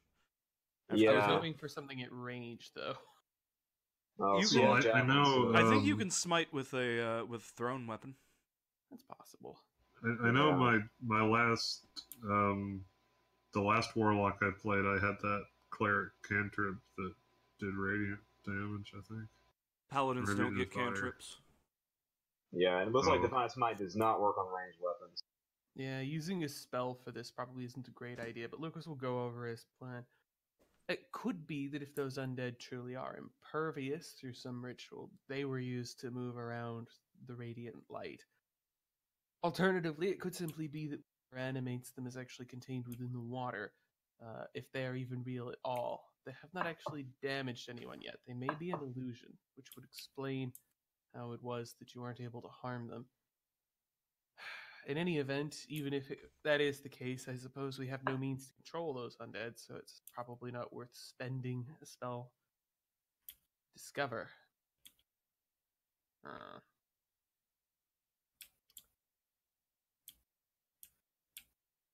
So with that firmly in mind, Lucas will say, there is actually only one suitable candidate among us.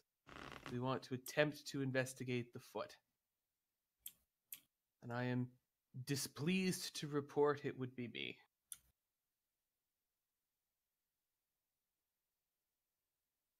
I will probably need some additional healing before we attempt it. Moving past it to go down would be of little challenge. And when it comes to coming up, a pair of misty steps should suffice. I would need to be in the radius of the light for no more than a round, moving in each direction. I can give you heroism. Heroism might actually be very effective dealing with this problem.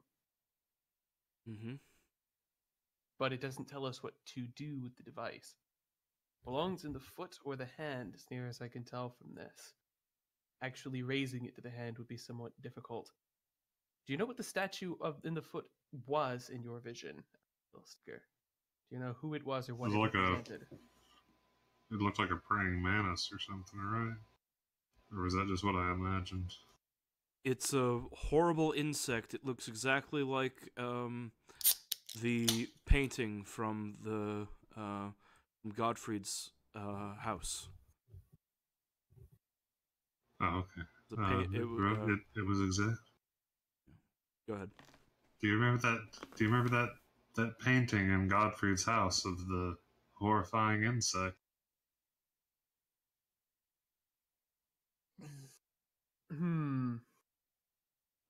I don't remember it, but hopefully you remember. Get from that which never was, or get which inevitably be. That not help. Were there any notes in any of the journals that we still have of Godfried's about that creature? No. And we probably wouldn't trust Phil Sticker if he said he'd read about it. So Phil Sticker probably did. I read about it? You most certainly did, because you read the crazy manuscript. Yeah. Well, you may. Yeah. I guess he could try telling us, and we could be suspicious or not. What did right. it say, Phil Sticker? What did it say, Matt? The insect is the corpse which never lived. The insect. It's the truer corpse. It is the corpse that never lived, and we have to give the blackness back to it, the darkness.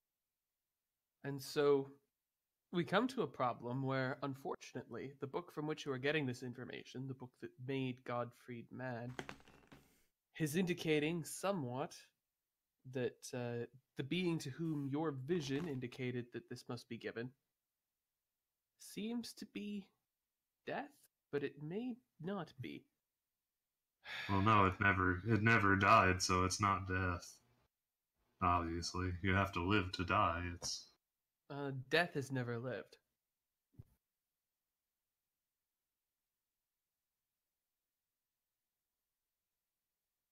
huh?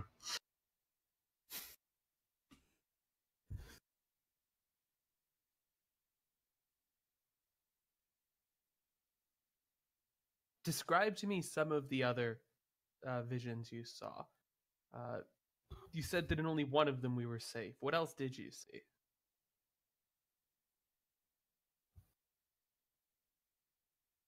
The statue fell away. All went black. The other was greed. Don't do that. Just give it back to the statue. Just push it back in. It's really the only good thing to do. I would still like to hear the list of others.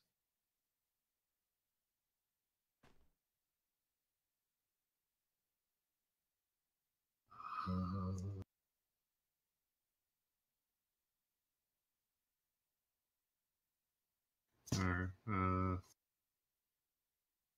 now I got to decide if he likes Lucas.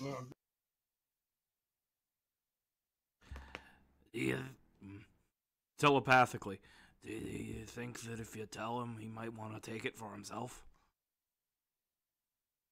Only a little bit. He is a That's wizard. why I didn't want that. Exactly, and it gives you a tower. I can't tell him that it gives you a tower. I don't know why the amulet gives you a tower, but it gives you a tower, and wizards love towers. That is the one thing everyone knows about wizards, besides their having no sense of right and wrong. They have a tower Yes. fetish? Yes, a famous love of towers. All I can tell you is give it back. Give it back. It's best for everyone. Again, unfortunately, because you read a tome of madness, we can't be sure if your vision was truly from Grandfather Rot, or if it was interfered with.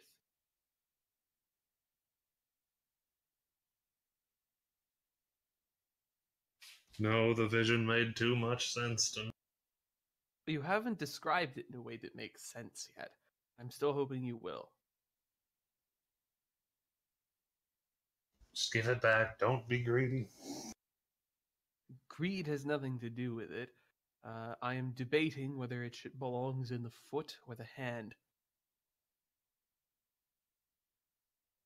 Well, if you put it in the hand, with the altar of preservation, or with the Iron 8, what are you talking about? With the altar of preservation, my thought would be that preventing the searing light from dimming any further must be our first priority. It would appear as though if we were to place it upon the pedestal in the hand, we would achieve that objective. However, as your vision contradicts with that, I am somewhat curious what other solutions your visions showed and what the results of them were. If you placed it on the altar of preservation, I think it would keep it here forever. The undead are already here, and we don't want them. I don't think we want the Urcorpse here either. If you gave it back to the Urcorpse, you could take it away with it again. That's what I want. Give it back, and maybe it'll go away. But is awakening Don't try to take it. Don't try to keep it here. We don't want it. Is not No, awakening it's the never lived. Urcorpse It wouldn't awakening awaken. death? I'm fairly confident something called the Urcorpse could be described poetically as death. No, if it's a corpse, if it's truly a corpse and it never lived and it was never killed, why would it awaken? But you That don't would mean it kill finally death lived. any Give it more back than to it. You don't kill death any more than you burn fire or make water wet, but it is still wet. and Don't is kill still it. aflame. Just give it. Don't kill it then. Just give it its thing back. But we're not trying Just to let it kill have its thing and We it'll are go worried- away. We are worried about it awakening. I do not But believe. why would it awaken? It's dead. What else could possibly awaken in this dungeon? Something awakens, and we were warned about it. And the only thing that we've seen that might awaken that wasn't left by a Nilfenbergian is the thing you're describing. Alright, unless there's some other thing that we have not seen yet, which we don't have any reason to believe, so... I do not believe it But I refers to saw giving it to the- the Iron 8. That would be silly. The swamp No. made that. The worst thing I saw was the worst thing I saw was one variation of if you tried to take it away, and the statue fractured, and everything went black, and I saw nothing more. I don't know what that means, but it seemed very bad, and I saw nothing more. Well, rest If the assured, it thing will that not never lived be and never reversed. died awakens, then... No, I think... No, that is the Urcorpse. If this is a temple, if this was a construction, then it wouldn't be the Urcorpse. You think people built it, right? So, people can't build a thing that's always been. No, it is the body within itself. We are both it and this chamber are the Urcorpse.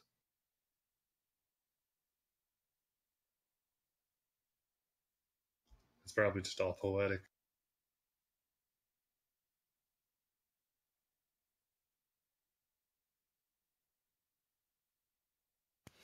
It's hard.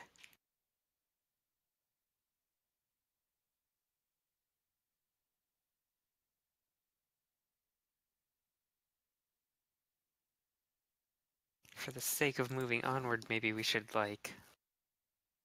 Oh, okay, what's the actual question we're dealing with, like, at the moment, besides trying to interpret things, like the instant We've been objective? talking over each Sorry. other a lot, but I'm going to read out the poem again. The body within itself, find the fragment of purest black.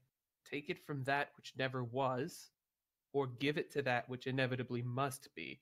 But beware, awaken death at the world's peril. Lucas believes that one of the ways that this poem could be read, that he's trying to explain to all of you, but it's difficult because Phil Sticker really doesn't want him to, is that the body within itself clearly refers both to this temple and to the thing in the foot. The fragment of purest black is the object that Werner recognized. Not Werner. Virtue. Virtue recognized within, the Syrian light. That which never was. Beyond the Syrian light. Right. Okay. That which never was must refer in and of itself to the Ur corpse as well. Although the Ur corpse, nothing else in here never was. Those words couldn't. There's nothing else that they might apply to except the Ur corpse, which has never been alive. Or give it to that which inevitably must be. Now, there's two ways that we can read this. Either, as Phil Sticker says, that which inevitably must be is the Ur corpse, because the world could not exist without it having been created. Grandfather Rot created the world from it, so the Ur corpse must exist. However, it's also true that order and stability must be inevitably in Lucas's mind, and that we have a lot of practical information, swamp poems aside, to indicate that room 2 is a safe place to store it. And then we finally have, but beware, awaken death at the world's peril, which implies that something in this tomb could be described as death, and it could be awoken, and it would be bad for the world. So Lucas is concerned because Phil Sticker's vision seems to describe the creature at the foot awakening when he's given this thing. So in his mind, that's what the warning is about. If we give it to that which inevitably must be, in the foot, if that's what inevitably must be is, that will awaken death, or in this case, the creature that has never lived. But it's also a possible reading that this nameless god of order is itself also death, and that putting it on the altar is that which awakens death. Right. I'm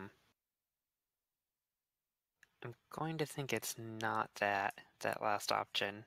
Yeah, I'm leaning more towards the thing that must be being the insect. I'm not sure how else to describe it. The smaller version of the Ur corpse. Yeah. The body within itself. Right. But it's but the poem represents that which never was and that which inevitably must be in juxtaposition to itself. So I guess the question in juxtaposition, it's take it from that which never was, or give it to that which inevitably must be. That phrasing implies that you can only do one of those two things.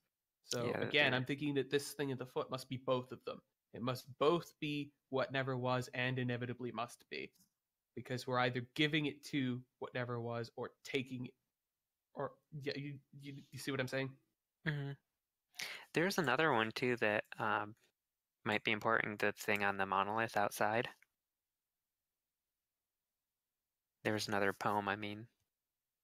Yeah, let's review that poem. It's like throw the Ur corpse aside. Just like shift this image here. If KSV will let us. I'll just read it again. Okay. A corpse untouched. Outside of cycles, outside of time.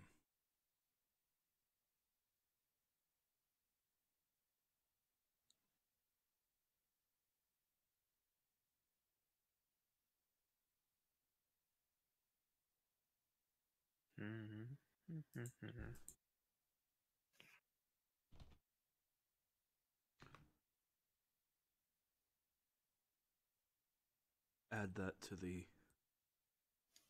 image. To like the notes. I just wrote Okay. it down beside the other poem. Oh, I'm cool. disappointed with myself for having not done it before.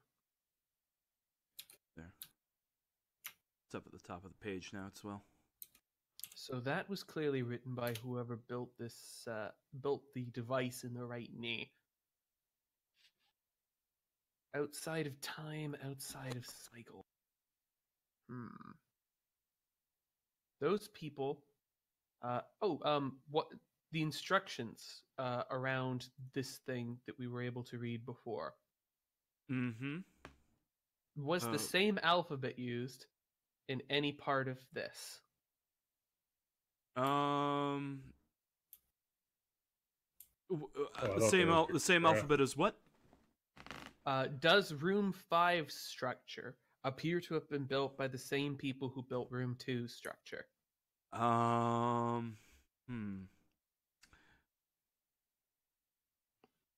No. So that is another point towards those being in juxtaposition to one another. That someone added the thing in the left, its left hand, our right hand, at a later date, or that it was some other people. Quite the opposite. I am imagining that which is in the left hand might be the oldest portion. I don't imagine someone digging in there and building an altar of permanence in a room that would otherwise collapse without it. I imagine that must have been there for quite some time. Certainly before the swamp flooded. Possibly forever. Possibly it has never not been there. It is a name, whereas this one here seems to have been designed around the function of a person. Also, this passage into the treasure room with crocodiles. The crocodiles imply that room was flooded at the time they were created, which implies that the swamp was flooded at the time that was created. Oh, that's a good point. Yeah, there's not much reason to have crocodiles otherwise. Where would they have even gotten them? Right. Very exotic dungeon monsters, I guess, if you don't have water around. But yeah, that is true. So Lucas is of the opinion that the goal should be to attempt to get the device into room 2.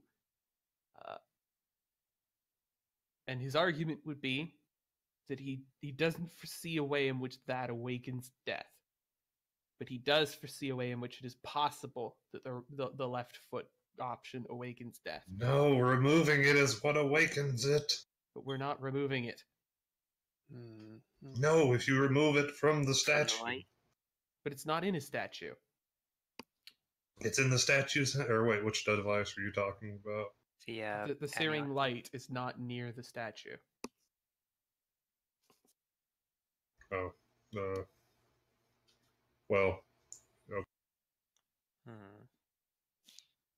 So yeah, Saw, we should probably take it out of character just so we know, like, divorced from what you want to argue on Philsticker's behalf, what do you want us to do or think we should do? Or, like, is this a player level conflict? One of you wants to put it in room 2 and one of you wants to go deliver it to the insect? Or is it like...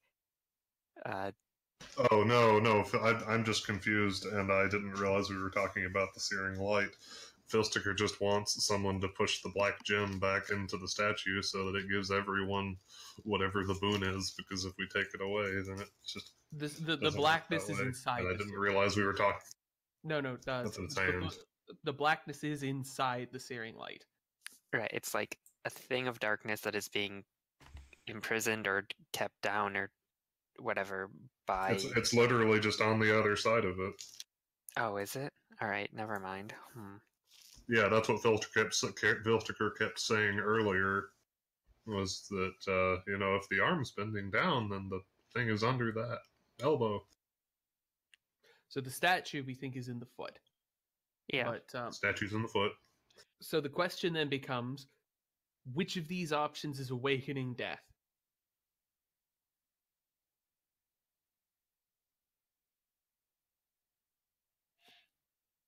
I really would think it would be giving the statue or the insect the body within itself. Yeah, like the action that supports that would be the thing that would be awakening death, not the pillar up above, not the thing in room 2. But Filsticker's trying to communicate that he hopes that if you return its thing to it, it will go away. Because he saw that when the thing was taken from it. Or wait, are you still talking about the light, not the. Sorry. But they are, to our mind, the same object. That does contradict what your vision saw, Filsticker. I am fully aware they are two objects, and I now realize in character they all think that the darkness is in the light, and he doesn't know. And so that helps him sound crazy. Yeah. And they keep calling it the device or something, and so it's like a pronoun. It obscures what they're talking about.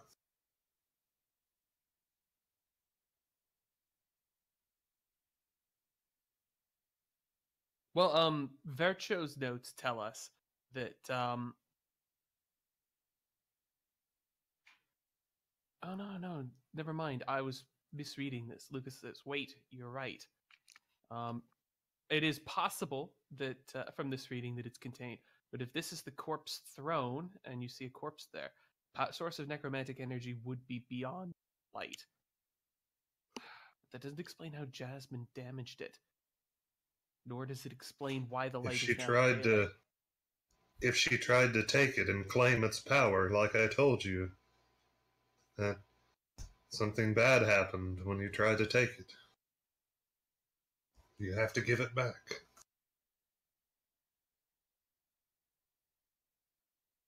We need to repair the searing light, among other things.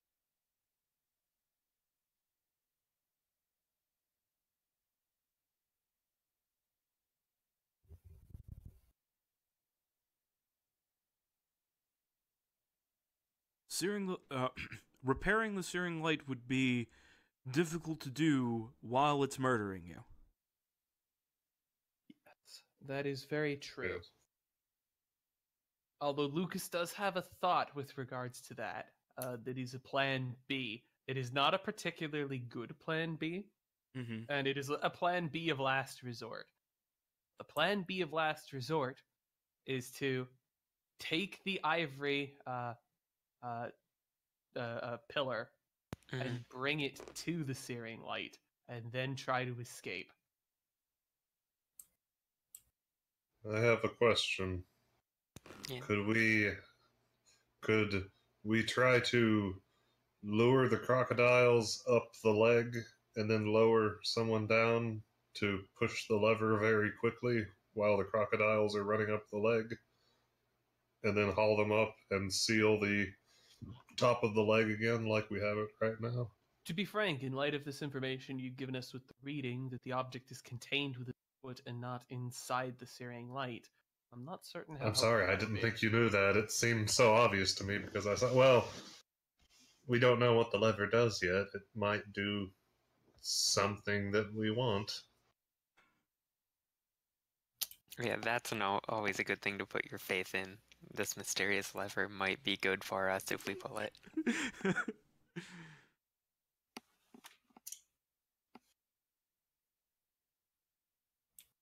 Well, or we just try to run past the light and give the corpse its fragment of black back.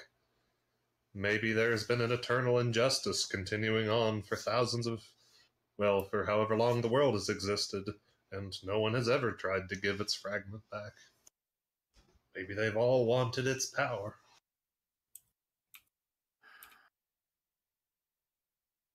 Do Jasmine's notes describe No. having been dead now? Dang. We do know that she's been through this room. Well, she probably tried to get past the light.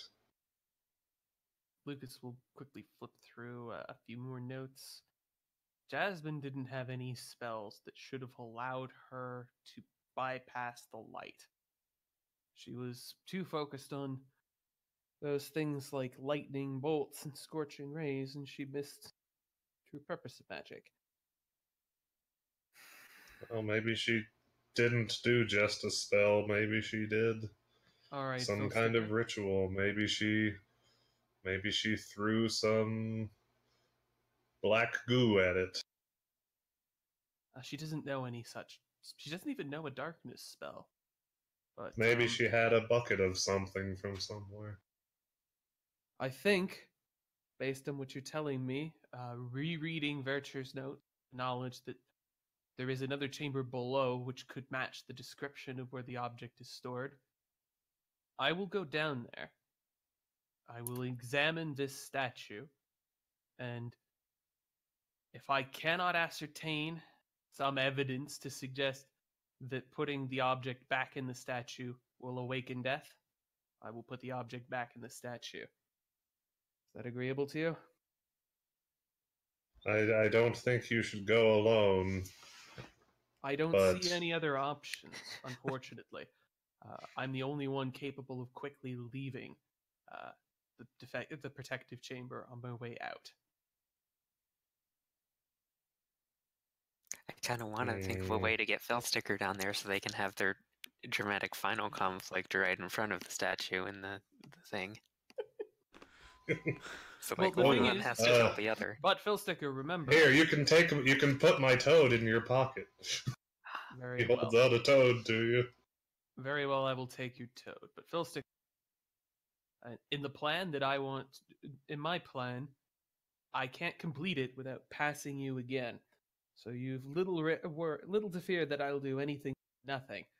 There are only two things No, because if you take it from the statue's hand, that would be the problem. Don't take it from the statue's hand. So just listen. Just listen. I am going to go, and I'm going to investigate, and I'm going to see if that is the correct course of action. However, even if I don't find that, it would not be possible for me to do any of the solutions I had in mind without going past you. And therefore, I will do nothing. Yes, I will but you could do the worst thing. I will simply return if I don't find anything that I feel confirms, or I will return if I don't. I will not take the device or the source of necromantic power from that chamber on this trip. Is that adequate? Very well. All right. Telepathically. Kill him if he tries to take it. Yes, boss. That's Felsticker's telepathic voice now. Yes, boss. I understand. I would still take that heroism, however. This is likely to be, or actually some regular healing might be toward as well. Do we have any? I've got the heroism, like I said, which I can definitely put on you, and I do have healing word, although it's not great. Did Ixa have any left? I can't remember if she used everything on her land hands last time. Yes, she used her last. She has she 1 used. point left. Oh, did Oh, she? one? I thought she used that to get Retro. Get Lucas back up. That might have been a healing word. I think it was. Okay. All right. Well, Lucas is at 8 hit points, and he'd like to be at slightly more for this because there is a serious risk. Yeah. Let's see. I mean, if I can take definitely a short rest. I can blow out all my hit dice, which might be just what we're going to do. We might want to go back and just take a short rest. I mean, that would give me back all of my bardic inspiration as well, which would be nice. Yeah, and I think one of those might be potentially useful in this situation. And I could spend a couple of spells preparing myself a couple of healing potions. I think we're going to have to do the short rest approach. All right. So does anyone have a problem with that? Objections? I don't know. I'm fine. I'm at like 19 hit points. Yeah, I mean, I kind of want it, honestly. Yeah. So that's pretty cool with not being dead. So remember, to take a short rest, you have to camp for a night. Sleep. Yeah, Yeah. you Alright, need a night eight. rest. It's an 8-hour rest. That's unrealistic in this area, isn't it? Right. Yeah, because the Stiltwalkers are gonna come back, and I don't wanna risk Okay, that. And the well, frog people are coming. What we could probably do, Hmm. if we really need the short rest, which we probably do, we could drag the boats into the Urcorpse and just set up like full on camp inside, because I imagine it'll be somewhat more defensible than just leaving everything outside or even being outside ourselves. I don't think this is wise. That extraplanar frog creature has almost certainly gone for reinforcements. I think we cannot take a night. yeah. Okay, You- so You did explode his brains. Yeah, I don't know if he's gonna. And we be took able his to, gem. Yeah, I'm not entirely sure how well he will be able to bring reinforcements back, given that he has been fucking murdered horrifically.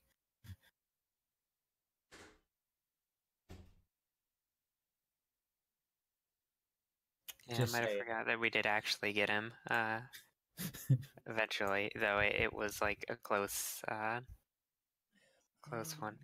That's fine. I forgot that same thing in TMR where I remembered a fight ending with the thing getting away, and someone would tell me, "No, we killed that." But anyway, I mean, even with that though, still the Stiltwalkers and everything, and camping in the Air Corps is maybe gonna go badly for us, but I don't know. yeah, I don't know. I mean, it seems feels uncomfortable trying to rest in the corpse. All right. Well, then spend your healing word, I guess, and the heroism, because I think I Yeah, can alright. still make this happen. I have 8 hit points right now. I would prefer to have a bit more of a barrier. Yeah, you do want a cushion there. Okay. Actually, I guess let's see. What is doing this at next level do? That's just one more D4. How many hit points do you need to get back? Ideally, I would like 14, but in practice, a few is probably okay. I certainly wouldn't cast. Well, it depends. How's your heroism looking? Like the heroism is don't spend a heroism to get a healing word. Oh no, I was debating whether to cast Healing Word as a level 2. Right, but how many level 2 spell slots do you have, and how many level 1 spell slots do you have? Remaining 3 and 3. All right. And my level 2 is Shatter and Restoration. Then my thought would be start by spending a level 1, and if it's a good number, that's probably enough. Right. Okay. Okay. So a lot more healing magic left than I thought we had. I meant to actually roll it. My bad. Plus 4, I think. Nice. Yeah, 4. You know what? 14 is probably enough hit points with the to attempt this. Okay, and then do the heroism. So that's and that's enough time for you as well.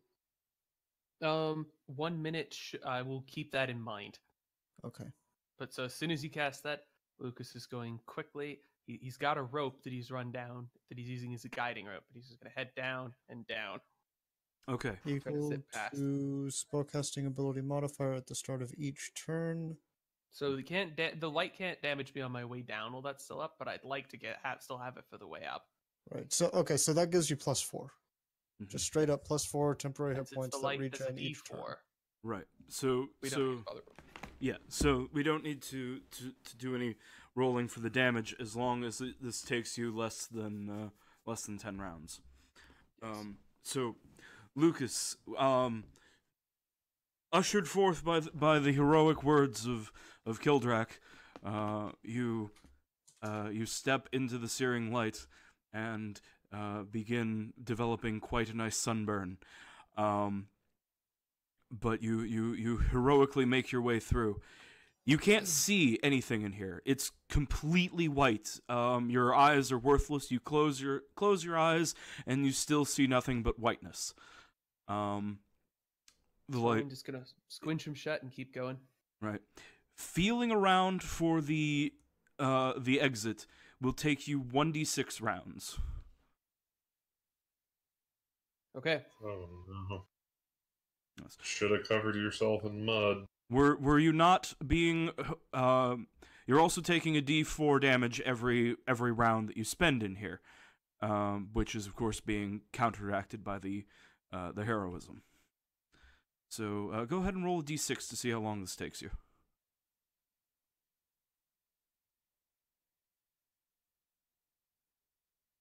Half the spell's duration. Oh, Yes. no. That's okay. Getting back out is easier.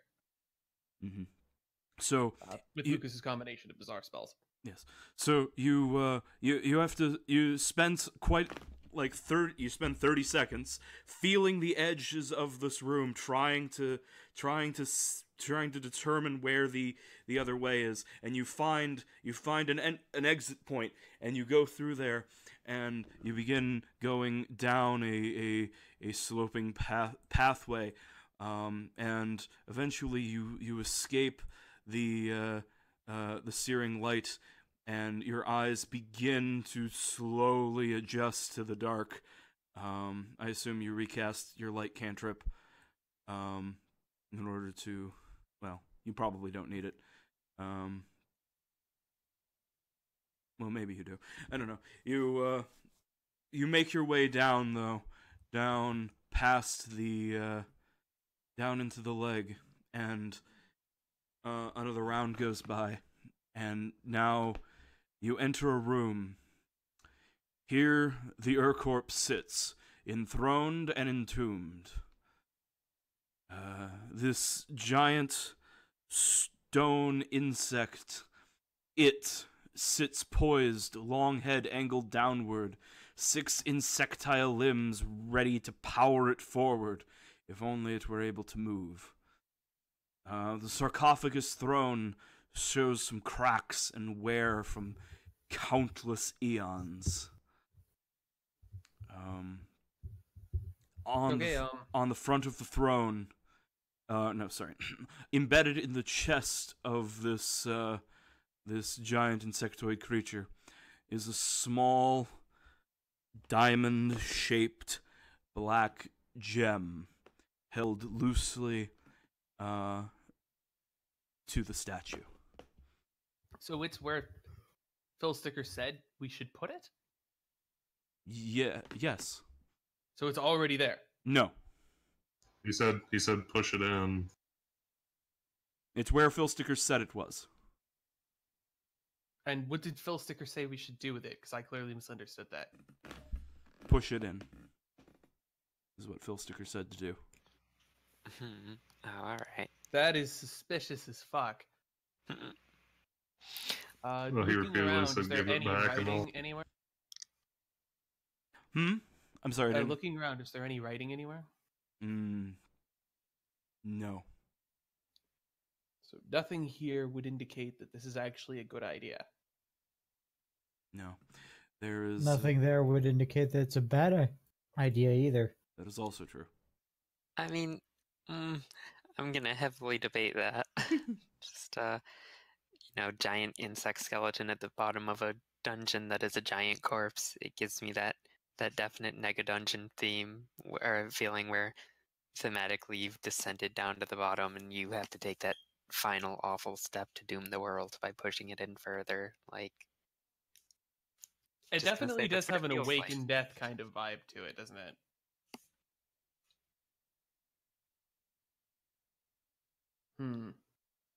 Maybe my perspective is flawed and influenced by the media I've seen, and it would cause me to make the wrong choice for the poor corpse that has done nothing wrong, according to Phil Sticker. So The 6th round of your duration ticks up. What do you what do you do, what do you do, Lucas? Well, nothing here indicates that Philsticker's vision is correct. This device, however, is not what we're hoping to repair. Moving it to the hand is clearly not going to be correct. Nor could we move this up the leg.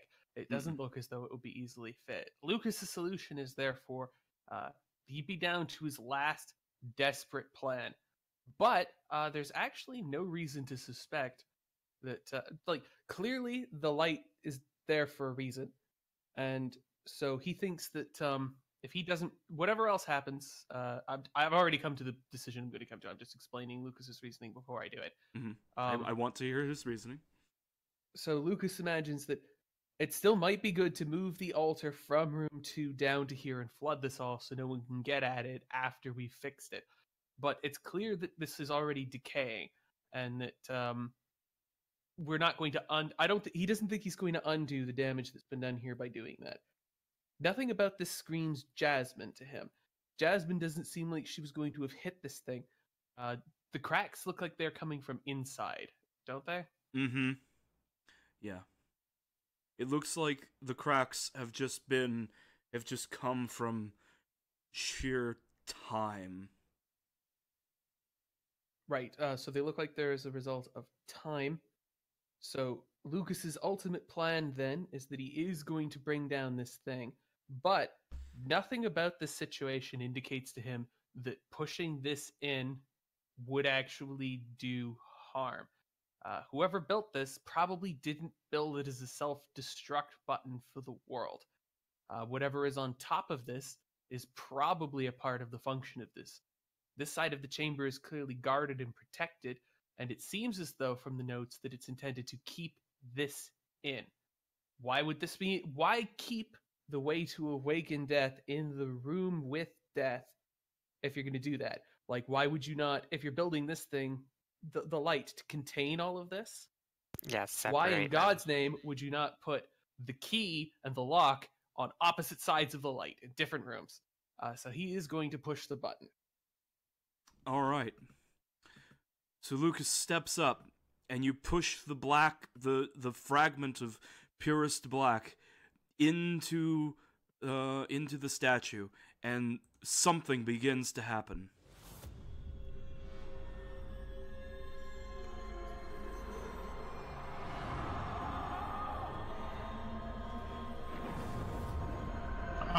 Fooled you, Lucas. Time to wait, and he's certainly not sticking around long. It's okay, it's over. Yes. So the statue begins to glow after you've pushed the gem in. What is Lucas's immediate reaction to that? Lucas's immediate reaction is Misty Step, because this, according to Virtue's notes, was built to contain that, which it somewhat implies it's dangerous. Yes. All right. So Lucas misty steps out and doesn't see what transpires in room 8. But whole campaign ruined. But suddenly he appears back in the leg where everyone is waiting for Lucas. And Lucas feels something round and metallic pushed into his hand. He's going to look at it. There are 2 gold coins in his hand. On the face of the coin is the face of the creature. Lucas immediately knows, somehow, a voice in his head tells him such, that the being who dies with these in their possession will return to life. I will make sure that happens. Okay. Is it one? Does the voice seem to think it's each coin does that, or only if both coins are together? If both coins are together. So he'll say to the others, "I did what Phil Sticker thought was a smart idea." Oh, also the party gains. Also, the party immediately gains 10,000 experience points divided among the 6 of you. Yeah, I was just about to question it, but that. Never mind. It's the right choice. 1,667. Yeah, round that up. So. Right, because we also got 2 gold coins.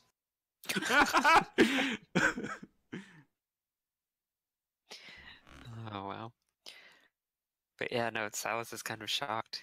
He's like, you did? You did what Phil Sticker wanted? In the end, yes. Are you Thank you very much. Lucas? Yes. Are you possessed? No. However, I am going to request that we do something even more absurd and dangerous than that.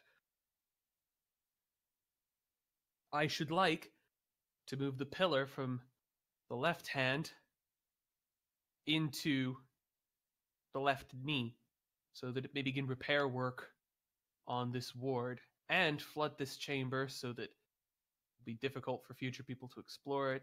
I imagine that chamber being flooded along with the light will be problematic. The crocodiles will obviously escape. They will be coming up through the water after us as we're fighting to not be flooded. I do, however, have a plan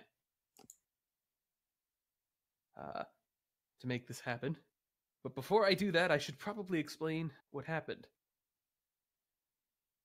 So after I passed the light and realized that it was a labyrinth-based puzzle, likely to keep out explorers and adventurers, I descended. There was, the statue as Phil Sticker described it, insectoid. It did not in any way resemble the corpse itself, which was my first thought to consider that something strange had been going on with it. The corpse tomb had clearly been built by the same people who built the other left side structures. They clearly built this device in order to contain its power. Verch's notes were consistent on that, which to my mind gave me the impression that, well, whoever had built it wouldn't have left the key to awakening death beyond the ward with death. You know, they would have separated the two so that so that it would not be so simple as that, as the being escaping its tomb itself and then claiming the object. Whatever that negative energy was, I imagine, must have been purposefully left in that chamber with the tomb throne. In any event, we have been rewarded. These 2 coins are magical. We'll have to discuss what to do with them when we're done, or when it becomes relevant. As to the plan of flooding the chamber, we have these powders of dryness. My thought would be that if we were to line the wall of the floor of the hand with them, someone quick could take the pillar, move down quickly, get it into the knee, and get back up. Although on their way back up, they would be fighting the current. They should still have adequate time with the powder. Unless that awakens the Iron 8. I don't believe that will awaken the Iron 8. Verch's notes did not refer to this object specifically. I suppose moving it Still, might... it's a threat to the structure, which could clearly be construed as a threat to the integrity of the containment mechanisms that they were built to guard. Fortunately, we have a metric by which we can use to judge this. Lucas will walk back into room 4 and examine the blanching on the walls. Does the light now extend to the radius that it once did? The light has not changed. Unfortunately, the ward is still damaged and must still be repaired. Whatever else is to happen, we will need to deal with that. But we do have one backup. These coins, if anyone holding them dies, they will apparently be brought back to life. I don't know if that functions only once or repeatedly, but it does mean that whoever volunteers for this mission does have a backup plan. Just a moment. So, Matt, when I had my visions, what happened when you pushed the crystal back in? Did, like, the statue fade away or something? I don't remember how much your visions showed you that, but... For some reason, I think I remember it fading away. Then yes. If you gave the stone back, then the statue should have faded away, have left. So the crystal or the light may not need to protect anything anymore. I still don't like leaving this as is, but Lucas is looking back. I suppose I ought to have stayed to see, but I thought there was a non-trivial chance that when I pushed in the device, a necromantic explosion might detonate. It would have been contained by the light in the knee. That would have been something that I would not have liked to have been near. Should we maybe wait? Well, it probably disappeared. Well, I mean, the rest of the vision was right, so we can probably just assume that the statue disappeared, right? You could always send someone down to check. Somewhat dangerous, and there's no quick return at this point. Yeah, they have to come back. Yeah. Yeah, and I've only got one healing word left. Oh, sorry, heroism left, so I can't even like go down and then back. Well, actually, can I cast that at level 2? Not that I would really want to, but... Well, Lucas had been, like, rappelling down with a rope. So, in principle, there is currently a rope running down the hole. So, getting down might be quicker. You could try to heroism back up. So, if we really want to find out what happened, I actually can cast heroism at level 2. So I could cast it going down and back up, if we want to find out that badly. To be honest with you, yes. Before we risk one of our lives, defacing a monument to order in order to restore a ward, we should probably determine if that is a smart idea.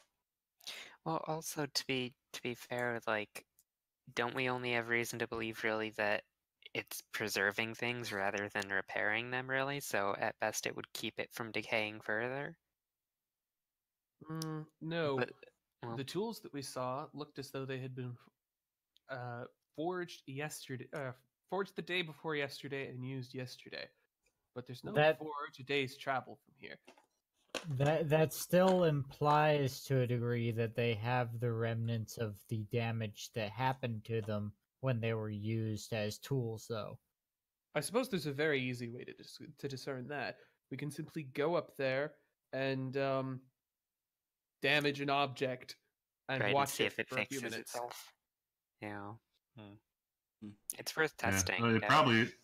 I will go. I will just because it would. Yeah, I will go ahead and say that from the tools that are in there, you believe that it preserves, but it not necessarily repairs. The tools look like they were fairly new and then were used. They don't look absolutely pristine like they were. Yeah, they don't look like they have never been used.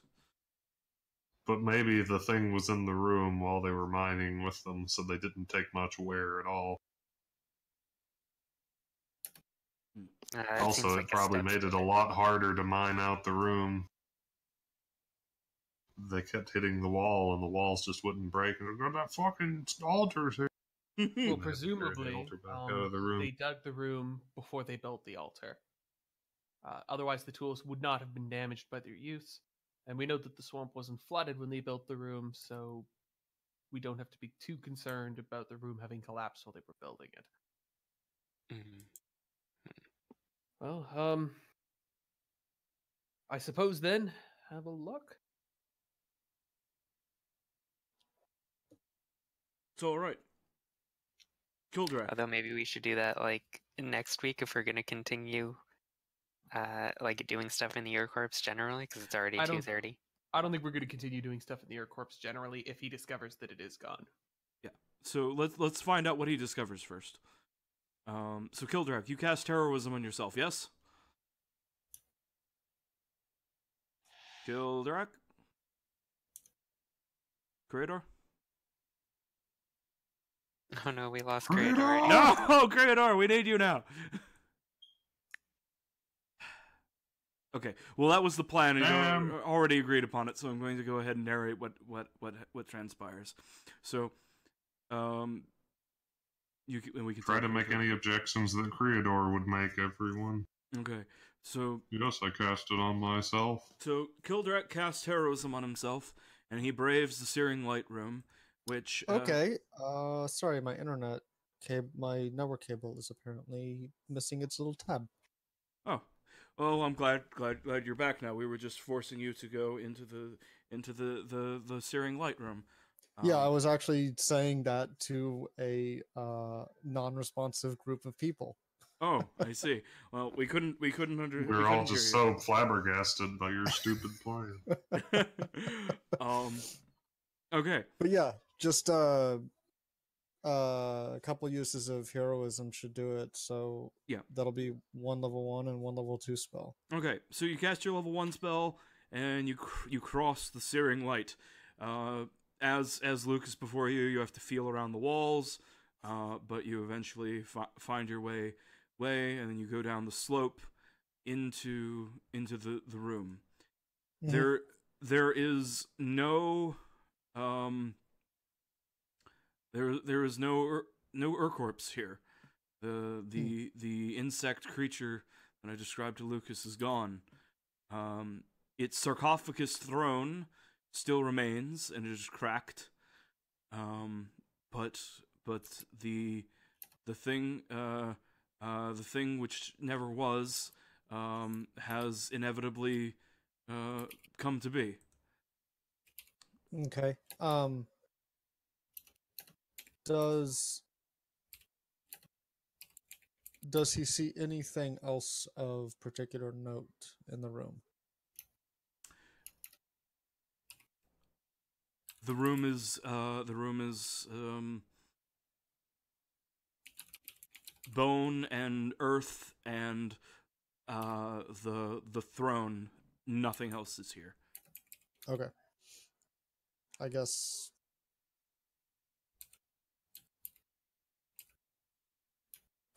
part of me immediately wants to sit on the throne, but I'm sure that that's a terrible idea. So Kildrak is going to just take a look at it, and he doesn't have a cursed item. You can't give him evil voices. No, it's the flutes just making a friendly suggestion. Do it, Kildrak, it'd be great. A flute isn't an intelligent magical item. But anyways, he's just gonna look over the throne a little bit and then head back up after casting heroism. Okay, yeah. So you cast heroism again, and yeah, you get back through the Searing Light, and you return to your party members. And I mean, it's empty in there. I mean, there's the throne, but that's it. All right, the thing is gone. Lucas somewhat regrets having gone on his own to begin with, the danger having been less significant and the clues less significant than he hoped, but he's so glad that we've presumably dealt with it, although he will not be surprised if it turns out that some sort of giant bug monster is devouring Nilfenberg. That'll be okay, it's Nilfenberg. Yeah, I mean that's an outcome we have to emotionally prepare ourselves for finding out as soon as we leave the swamp. But Kildrak is already prepared. It's fine. We should head on out then. Get out of this hex before the Stoltwalkers bother us again. So, everyone return to the surface, and you get on your boats, and you sail away from the Urcorps, leaving this place behind you. The party has no way of knowing, but at this moment, a new god has joined the pantheon. A god of death, but not necessarily an evil entity. Just a god of the the inevitability of mortal death. It's watching over Lucas now, as it regards him as its savior from its non-existence. Lucas is not happy about that, but there seemed little else we could do.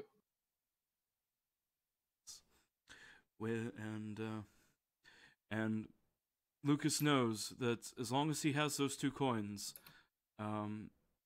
the Corpse god, whatever name it gives itself, now that it exists, will be watching him, and that when he dies, it will undo his death, letting him cheat death once. Does Lucas know if that applies only to him? Anyone who holds the coins? Anyone, Lucas knows that he can transfer that benefit by giving away the coins. Right. I'll keep that in mind for if anyone has to go on a suicide. But, yes. With, as our camera, zooms out, we see, the first leaf on a tree, fall, brown and fall into the water. It is the first day of fall. I'm going to start keeping calendar from this point on. Oh, good. For a minute there was oh crap, we did do it. Yeah. No. Oh no, we created seasons. Yes. You've created time. I'm now going to start, starting next week, I'm going to start tracking the days. It's the first day of fall. You might want to find someplace to shelter before, someplace to winter before winter comes. Yeah.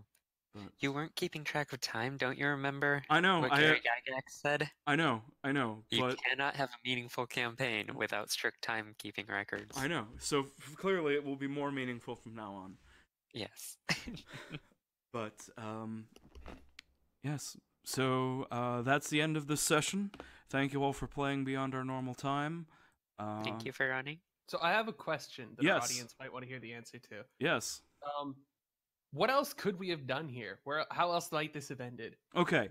So basically, there are 3 possible outcomes of dealing with the Urcorps. And I basically told them all to Sala when he went to Grandfather Rot. If pushing the gem into the fragment of purest black was magical, and it has the ability to grant life to any one dead thing, restoring it to the state it had prior to death. By pushing it into the Urcorps, you turned it into what it was supposed to be, a god of death. But it was dead before when it was created dead. But by giving it the fragment of purest black, it becomes a live god. Mm-hmm. If you had tried to remove it, there would have been a very difficult sleight of hand check, or thieves' tools. It says sleight of hand in the book, but whatever's appropriate for 5th edition. it would have been a very difficult check to get it out without damaging the statue that it was embedded into. If you succeeded at the check and you removed it carefully, then you would have the fragment. The fragment has no strict cash value, but for XP purposes is worth 10,000, the same that you got for actually awakening the god. And you could use the fragment of purest black to restore one thing to life. That outcome would basically not change anything for the swamp, because the Ur-Corpse would still be the searing light would still be weakening, and the Ur-Corpse would still be projecting corpse pile power. If you failed the check to remove the fragment carefully, then you would damage the statue, and the statue would come to unlife, rampage through the dungeon, destroy the Iron 8, go to the surface, resurrect all undead within 1 mile radius of it consistently, and build a legion of undead to snuff out all those who still live. So the dungeon creator did not account for this whole pillar flood plan. No. Wonderful. But it was brilliant. So I was definitely excited to go along with it. I really enjoyed running you guys through this dungeon, because and seeing you guys piece together all of the information and all the clues and things. I think I'm much happier with like the information I gave you guys about this dungeon ahead of time, because all that stuff, like with Wercho and the Oracle giving you, a useful riddle and all that, that was not in the Fever Swamp campaign module.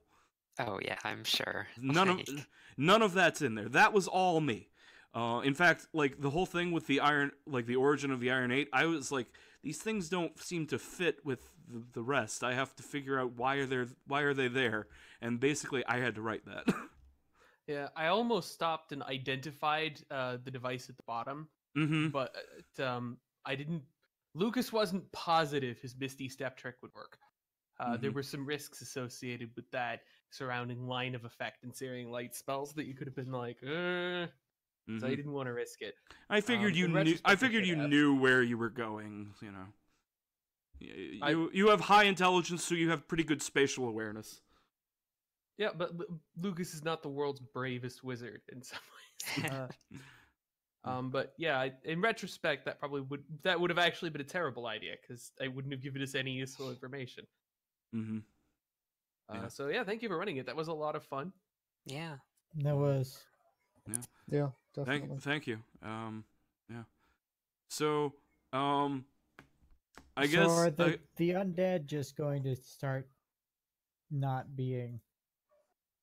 I mean, you got your characters don't really have a way of knowing this, but you've killed the Ur-Corpse. Not the Ur-Corpse, the corpse pile. Yeah, I don't imagine that a god of the inevitability of death would be happy with undead. Yeah, right. Like maybe the expression of it, but it goes against his paradigm to have them around. So yeah, it was sort of creating them, in its dream state. It was reaching out beyond the searing light. I actually was prepared for you guys to try and repair the searing light. There is no provision for that in this very wimpy adventure module, but I did write like a skill challenge for it. Wow. And I was very prepared for it, but you would have had to have either disabled the light first, or somehow been immune to radiant damage somehow. That's cool. You you planned for us to do that because we might have. Mm-hmm. Yeah.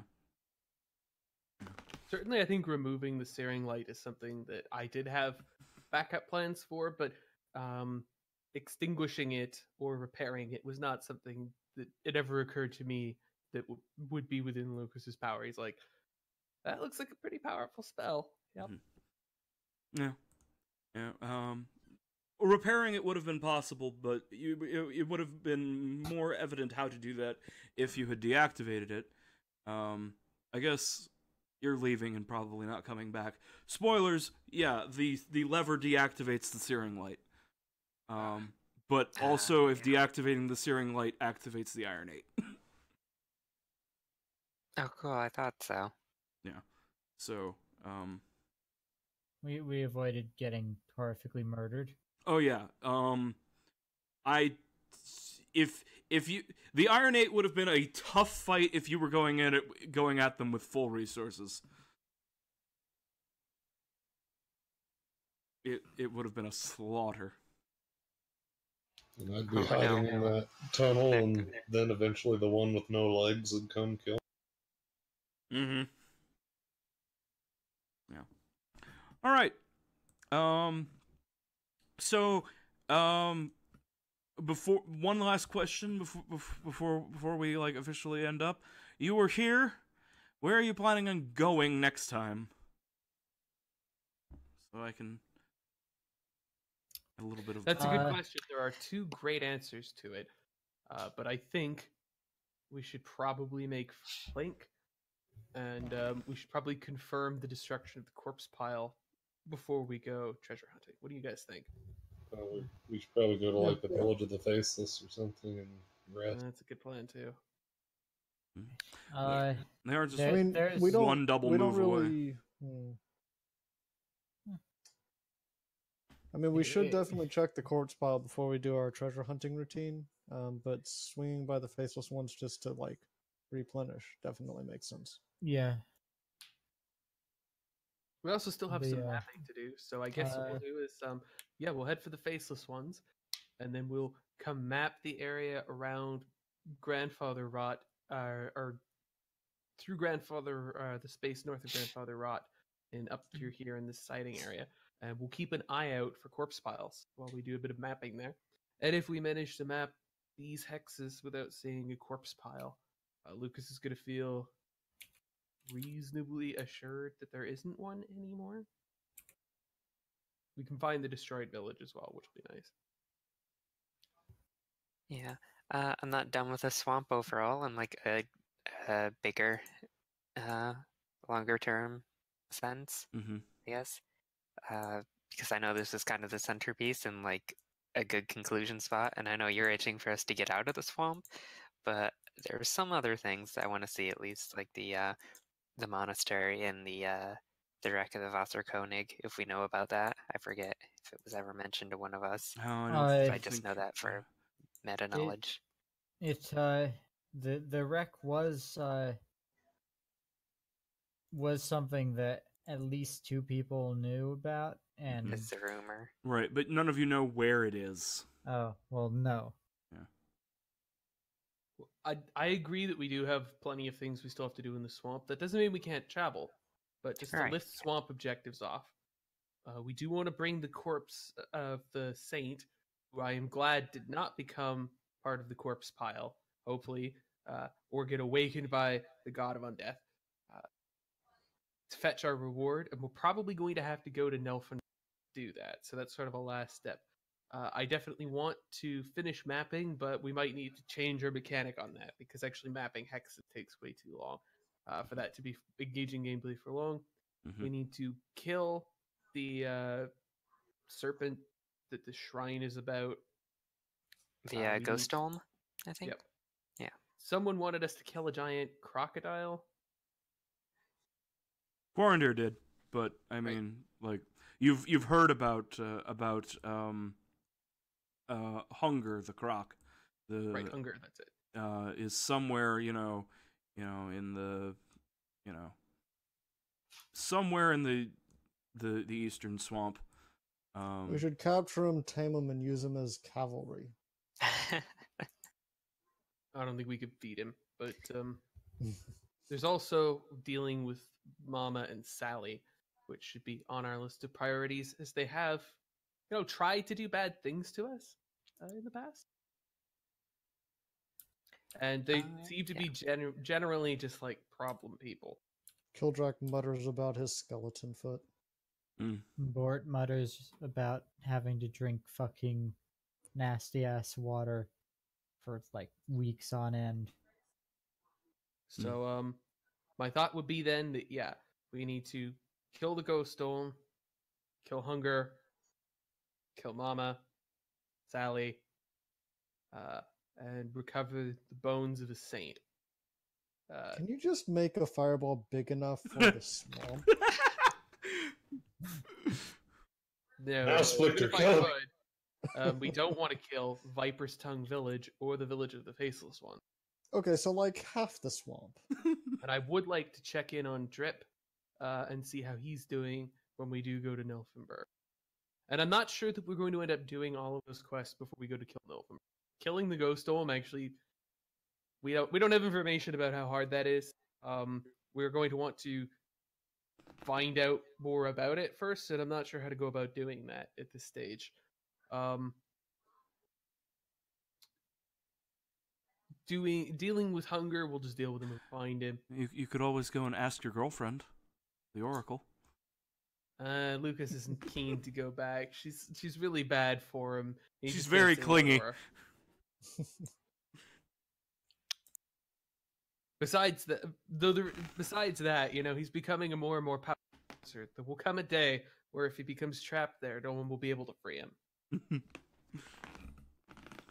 Yes. But okay. So, that all sounds good as our future plans. So yes, that's a lot of plans, and that's good. I can definitely keep all of those things in mind. But next the time, order is non-specific. Yeah. I think we're going to go to the Village of the Faceless. We're going to get some mapping done. We're going to keep an eye out for the corpse pile. When we're satisfied there isn't one, we're going to get the body and go. Okay, that sounds good to me. It's all right. Once again, thank you all for playing. This is the end of the session. You are all dismissed. If I'll stay. If you wish to leave, I'm going to You start. know what would have been interesting? Yes. Yeah. If we'd had a thief and we'd gotten the fragment of purest black, and we'd repaired the light, and we'd collapsed the dungeon and brought the pillar to the light to protect it forever, and then we'd taken the fragment of purest black and reawoken the dead saint. Wow. That's all entirely possible, and you could have done it. Because I was interpreting the fragment of purest black as it will bring any dead thing back, no matter how dead it's been. That would have been interesting, yeah. So that's absolutely something you could have done. But if we were a party full of Primus worshipping clerics, and I used Identify instead of being, afraid to stay down there, lest the heroes wear off. Mm-hmm. I think that that would have been really interesting, but I don't know. I really don't think I could have sold that to this party. Phil Sticker would not have been aboard, but yeah. Anyway, I can tell you're trying to go to sleep. Sorry to stretch that out. I'll catch you guys later. I'll talk to you later. Oh, see you.